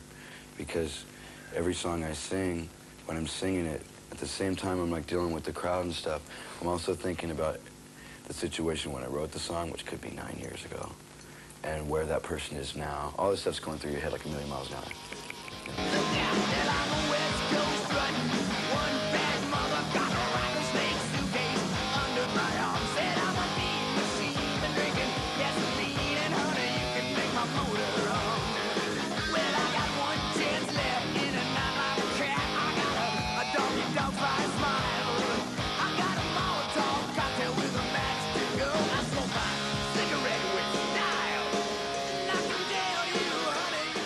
Toured for like a year before the album broke. So when it broke, I mean, it broke. And we were on the road, and it was just weird, you know? It's weird. We'd get back on the bus. Our album's #1. I mean, for a bunch of kids to come off Sunset Boulevard and then end up on the road and then turn into like one of the biggest bands in the country, you know, which wasn't overnight, but the actual success part happened so quick. It was such a mind blower, and especially when we got off the road and you're recognized everywhere, and you go into a record store, you go to a gas station, and people recognize you in your car, you know, and all that stuff. It's a real shock. I mean, it definitely, you know, set one over on me. It threw me for a loop. I knew what I knew until I was 23. Now I've learned a whole new life in 2 years, a whole different life, you know. So it's just dealing with that is just kind of weird. I'm not complaining, you know, but it's weird. It's like cramming 8 years of college into, you know, a week. And since so much really bizarre stuff has happened to us over the last year and a half, 2 years, that there's a lot to write about. I feel I have responsibilities to myself and to the music and things I want to do with it. Like, you know, trying to relate to as many people and help open their minds up and at least make them think. I'm not telling them we can save the world, but I can kind of describe the world and, you know, just at least let them think about it, you know. People might listen to the album and think it sucks, but I think the songs are really good, and there's really no pressure on us, you know, the success of the last record. But, you know, there's absolutely no pressure on us at all.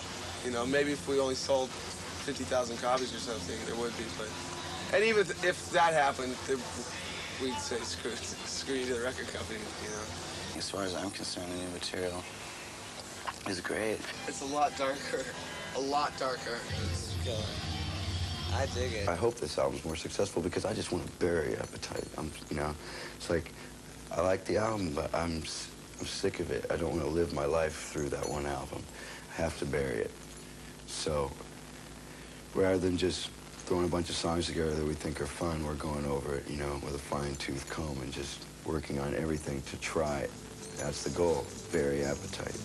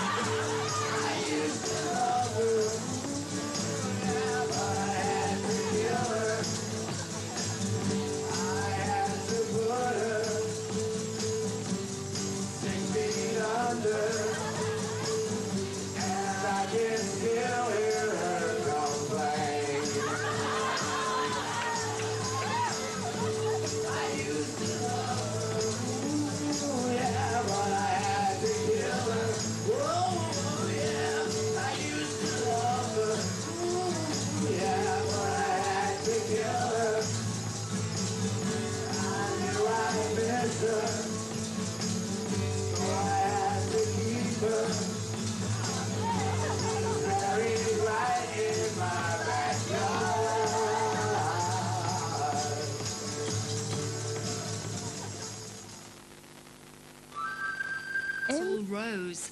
While Axl is a larger-than-life presence on stage, he rarely gives interviews, so this makes our next program even more special.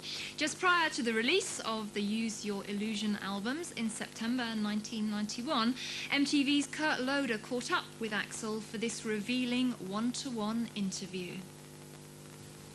Hi, I'm Kurt Loder. Welcome to another edition of Famous Last Words. Our interview subject this time out is Guns N' Roses frontman Axl Rose, maybe the finest hard rock singer on the scene right now, and certainly the most charismatic.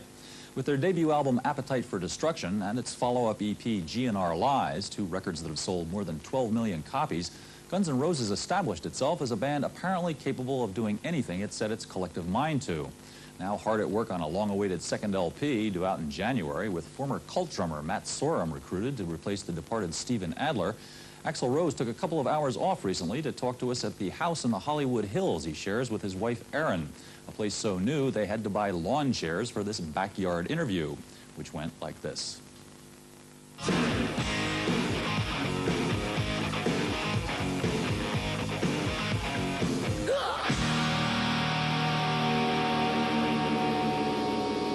You had mentioned that you had some goals for this record. I mean, you guys are in a position where you're like, you're the hard rock band in the country, if probably not the world.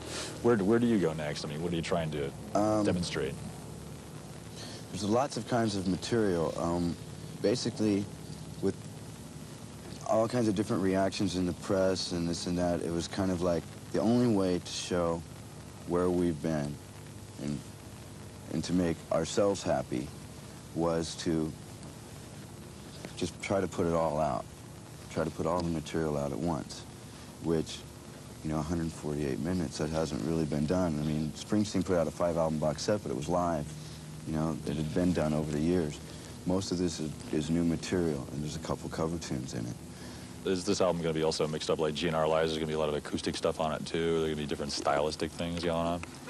Yeah, there'll be a few acoustic things. There'll be some songs that are acoustic going into electric, back to acoustic and stuff like that. I actually play guitar on a couple songs for the first time. I can only play 2 strings, but it's some pretty cool punk rock type stuff. How come Steven left the band at this critical juncture? Steven didn't leave the band. Or how come you and... Steven was fired. Oh, okay. Steven, we gave him every ultimatum.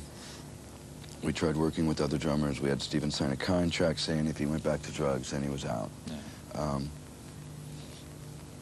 He couldn't leave his drugs. And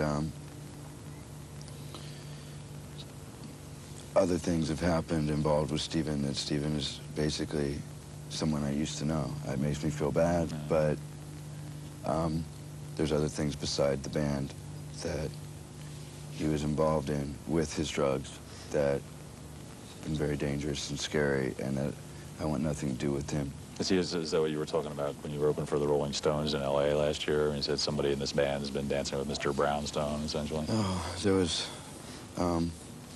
majority of the band was at that time, or too much alcohol, or too much something. I mean, I was eating too much or whatever, and just sitting on my ass too much. Yeah.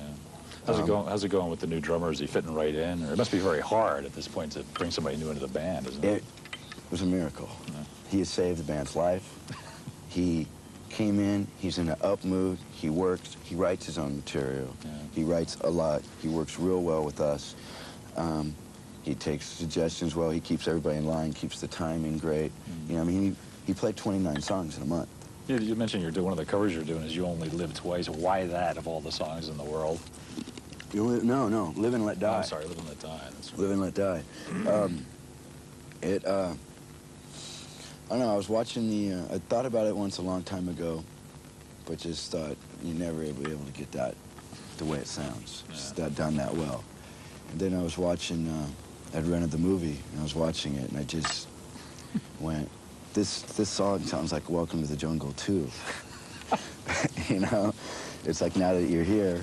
So, and it just felt right. So we ended up playing it a little bit in rehearsal, and it started working. And now that we actually have gone and started recording it, you know, we're finding out that, wait, we are good enough to play this song. Yeah. You know, we didn't think we were. You know, we didn't think we were good enough to get it down right. You know, but Slash is doing most of the string arrangements on his guitar with a harmonizer. And it's kind of like, to me, it's like Tom Waits meets Metallica or something, because the way I sing it's so rough and scratchy, but, you know, that I sound like Tom Waits or something on it, kind of. It's working out really good, and it sounds like us. Yeah. So, I mean, everybody that hears it thinks that it sounds like the perfect song for us to do. Have you got anything coming up? You had mentioned there's something a song on this album that's coming up that might cause some problems, you think? Is there anything There's a song called Coma that is like 11 minutes and 45 seconds long with no chorus. Okay. And I think there was only one verse that, like, somewhat repeats itself. It's Slash's Baby. It's his monster. The song used to be called Girth. But I started writing about when I OD'd 4 years ago, and the reason I OD'd was because of stress. I couldn't take it. Yeah. And I just grabbed this bottle of pills in an argument and just gulped them down. Yeah. And I ended up in the hospital. But I liked that I wasn't in the fight anymore.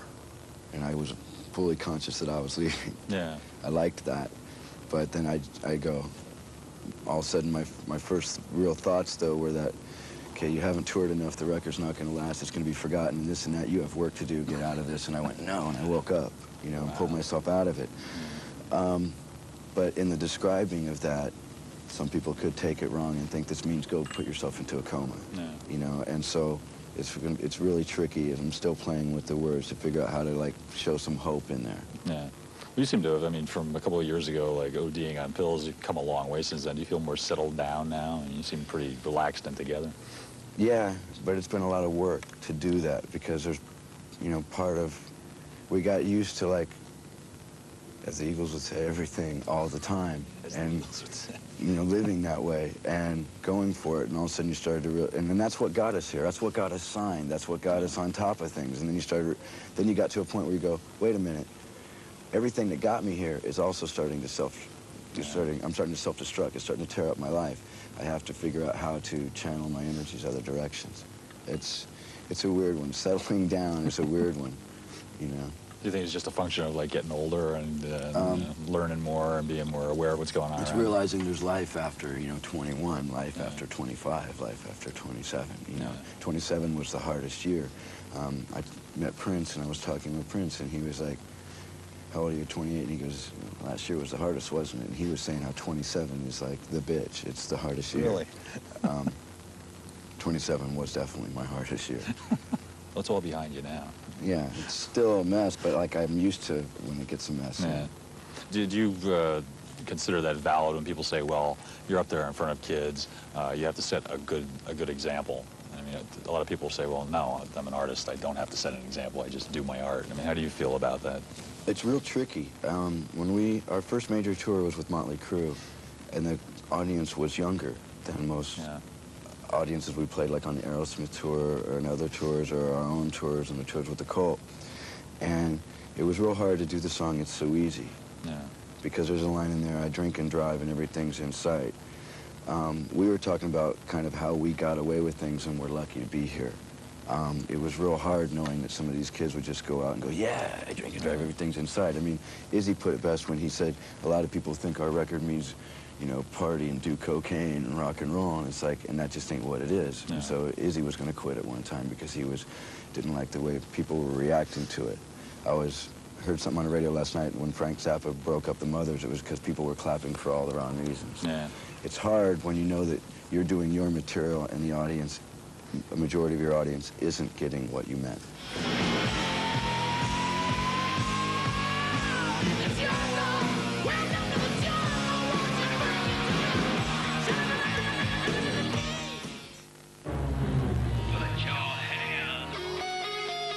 What's the first music you remember hearing when you were a kid? Is there one thing that turned you on and said, wow, this is what I want to do? When that happened, I was already playing and singing and church music and all kinds of things. When it happened that, is this what I want to do, was Led Zeppelin's Jamaica. When I heard that, I was making fun of it all day long. Because I was always writing down the lyrics to all the joke songs that were out, spiders and snakes and stuff, and passing it out to all the kids. But I heard that song and I was going, yeah, there's another one. And I was out making fun of it. But by afternoon recess, I was in the corner with the radio waiting to hear that song. That, Benny and the Jets, just made me go, I want this. It's funny, I wouldn't normally picture you as an Elton John, like, launching your consciousness of music. Elton John is it. If like, you know, especially the first 7 albums, Bernie Taupin, to me, is the best lyric writer that's ever lived on the face of the earth. And Elton John was just amazing in the studio and the recording of everything. And some of it's so art. I mean, to me, that's my classical music because some of his stuff is classical. Yeah, right. You know, I listen to Elton John all the time. Gus Dudgeon arrangements and everything. I'm always supposed to meet them. I think they're the only 2 people I'm like nervous to meet. You know, it's like something always comes up, I don't feel well, and I just can't meet them. Yeah.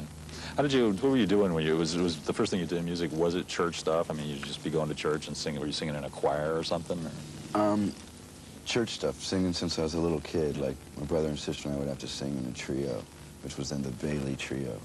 And we would sing in front of the church, which started like in the little back room of a library and then built up to where it was a big brick country church.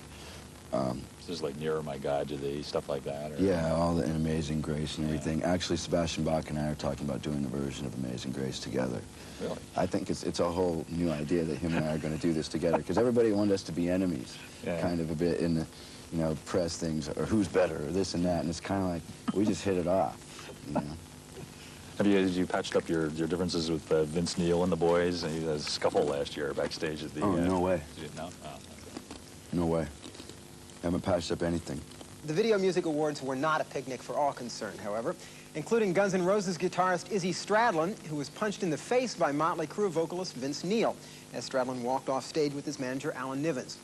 This was apparently Neil's reaction to a 1988 incident at an LA rock club in which Stradlin allegedly assaulted Neil's wife, Charisse, then had her ejected from a room at the club. What's the dispute there?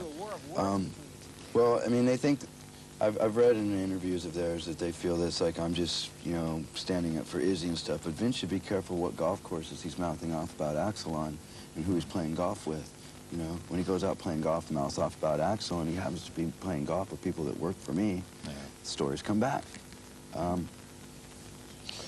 You know, and, you know, he likes to put in magazines that he broke Izzy's nose, or, you know, and how Alan Niven wasn't even there, my manager, or anything like that, and no one was around. I don't know. We didn't want to take it to court because it would be too much trouble and too much hassle, but when, you know, Tom Petty's security crew wants to be witnesses in court, you know, it's, you know, it's funny because Izzy's like going, because people think it's going to happen sooner or later or whatever, and it's like that Vince and I'll get into it or something, you know, and Izzy laughs because he's like, that guy, you know, had a full-on free shot, you know, and hit like a powder puff, you know, and he was like, so it's like, it's pretty scary if the guy thinks about a real hassle. You know, I put in a magazine, you know, anytime he wants it, anywhere, Atlantic City, I don't care. We'll put money on it, you know. I don't care, you know, and then he tried to turn it around and say the same thing, but, you know, the invitation's there. I'm easy to find. If you really want a hassle, you know, we can have it out. I always thought everybody on the LA scene was so tight and friendly and everything, and it's just... Oh, no, it gets real competitive. We tried to help a lot of bands when we knew we were taking off. Yeah. And even some of the bands that we were helping, I don't want to name names or anything, ended up getting very jealous because they were having to, like, kind of, like, exist in our shadow a bit. And that was really hard because we were like, we could have given the gigs to somebody else. Yeah. You know, we could have helped someone else out. Jeez. Are you still, did you still feel a part of the scene? I mean, you still go out, right? Can you still go to clubs and stuff? A little bit, yeah. I can go out more now. People don't, it's not as crazy as it was. It's the ball's starting to get rolling again, and it's starting to get crazy again. But I can go out a little bit. About a year ago, it was a mess. Now it's mellowing out, and I think people are a little bit, I don't know if it's intimidated or what, they're just, now they kind of look at me like, oh my God, no, that can't be him. Even if they're talking to me, they don't think that they would see me, which is kind of cool. Because you don't see each other as much as you did when you were like living in one Yeah, place, everybody right? has their own lives. I mean, Izzy basically has 5 Harleys, and every time you're looking for Izzy, you find out he's in Mexico, or he's in London, or he drove to Texas, or he's up in Yellowstone or something, you know? He's always somewhere. What about the rest of the guys? Are they pretty scattered too? I mean, Slash stay home and play all the time? He's always working on something, working on his house, or working on someone else's record, or something like that. So we don't really hang that much, but we call each other up on the phone to tell each other what we did, you know? We're best friends, even though we have separate lives, somewhat, you know? And we brought that friendship back together, you know? Because otherwise it was getting to a point where, okay, then we are going to go separate. Can you imagine yourself ever going off and doing like a solo album? Can you imagine finding a band that would be for you what Guns N' Roses is? No, I can imagine finding people that play really good that I want to do songs with and see about possibly putting a solo project together at some point, but not getting the same effect. But I can't really see trying to duplicate what Guns N' Roses is, because Guns N' Roses is so much more than we ever thought it really would be. It's actually, it's like a dream band having like the hummingbird. It's gone.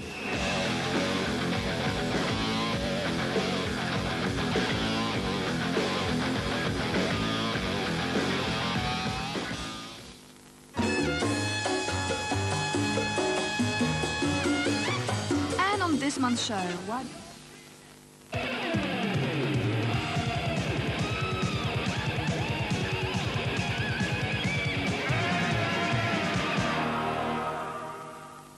All right, there are a few more famous last words from Mr. Axl Rose, and then MTV will be going into acoustic mode for another edition of Unplugged. Unfortunately, it's not with Guns N' Roses, we're still working on that one, but it is with another immensely popular rock band who incidentally share a vague link with Guns N' Roses in as much as bassist Duff McKagan is a native of their city. Get that Seattle feeling with Pearl Jam as they unplug next on MTV.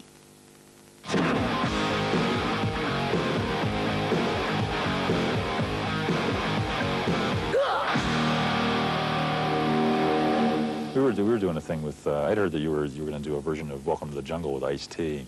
And it was funny because we were talking to Chuck D in Public Enemy recently, and he's really into like slamming music. And he said, so what do you listen to? What do you like? And he said, Guns N' Roses.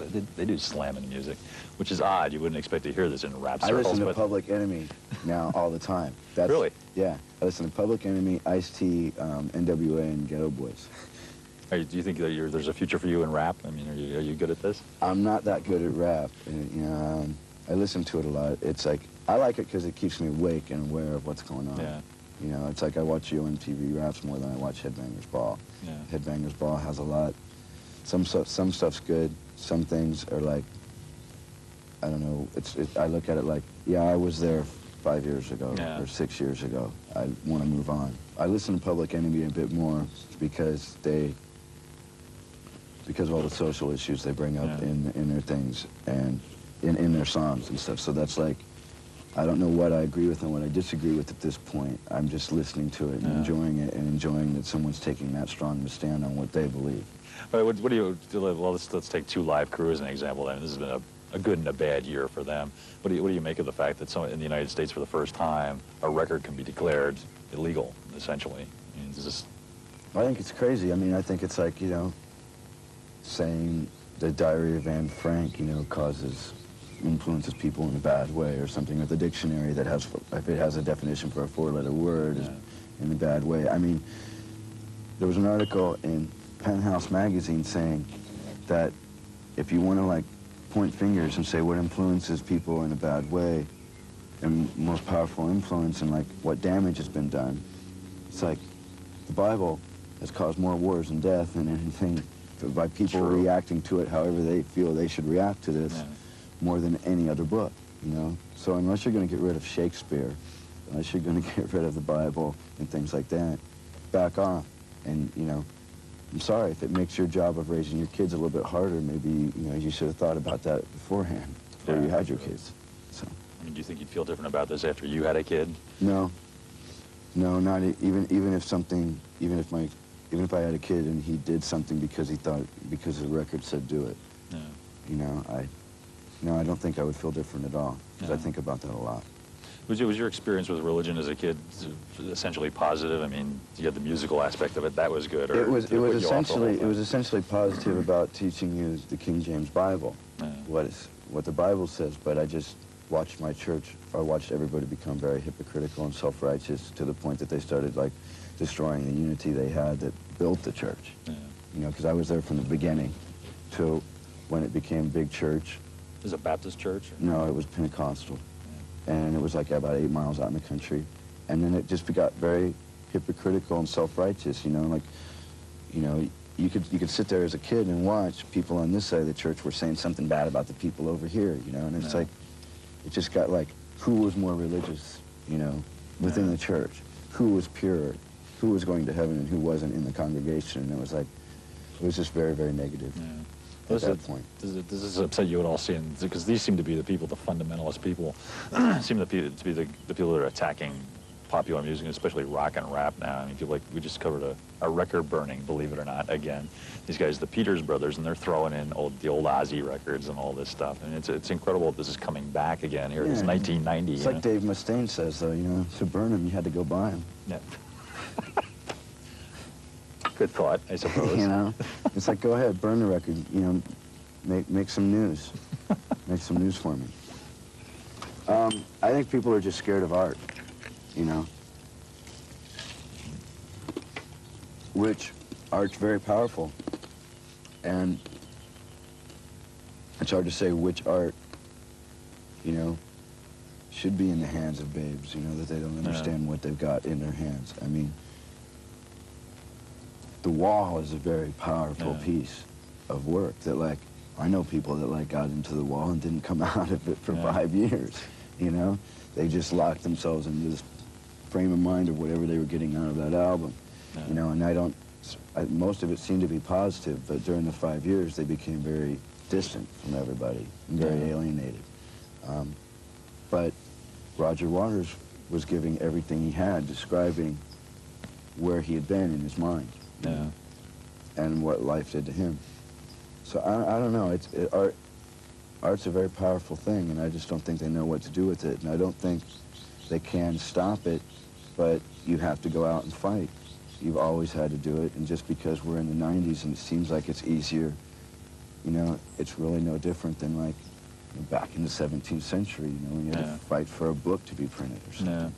Do you still paint or anything yourself? I'm just starting to draw and paint. A few years ago, it was like, okay, you can go take photos or you could build a sculpture.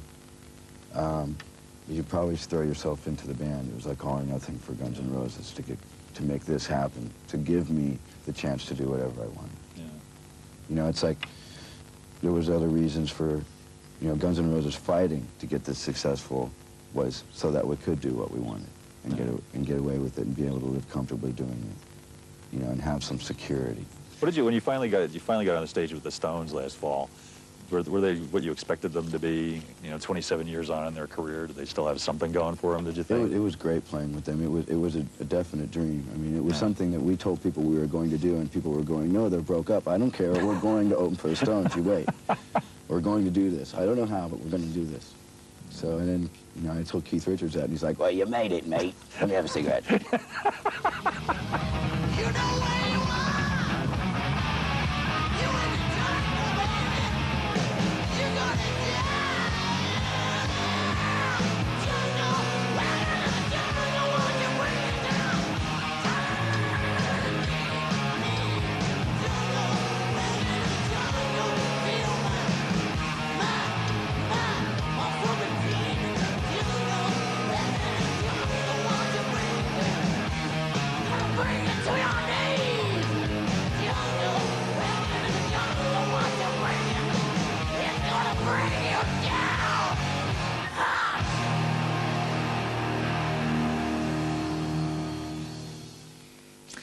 You're enjoying MTV's Guns N' Roses Weekend, and we continue now with another edition of the show that broke new ground in music, television and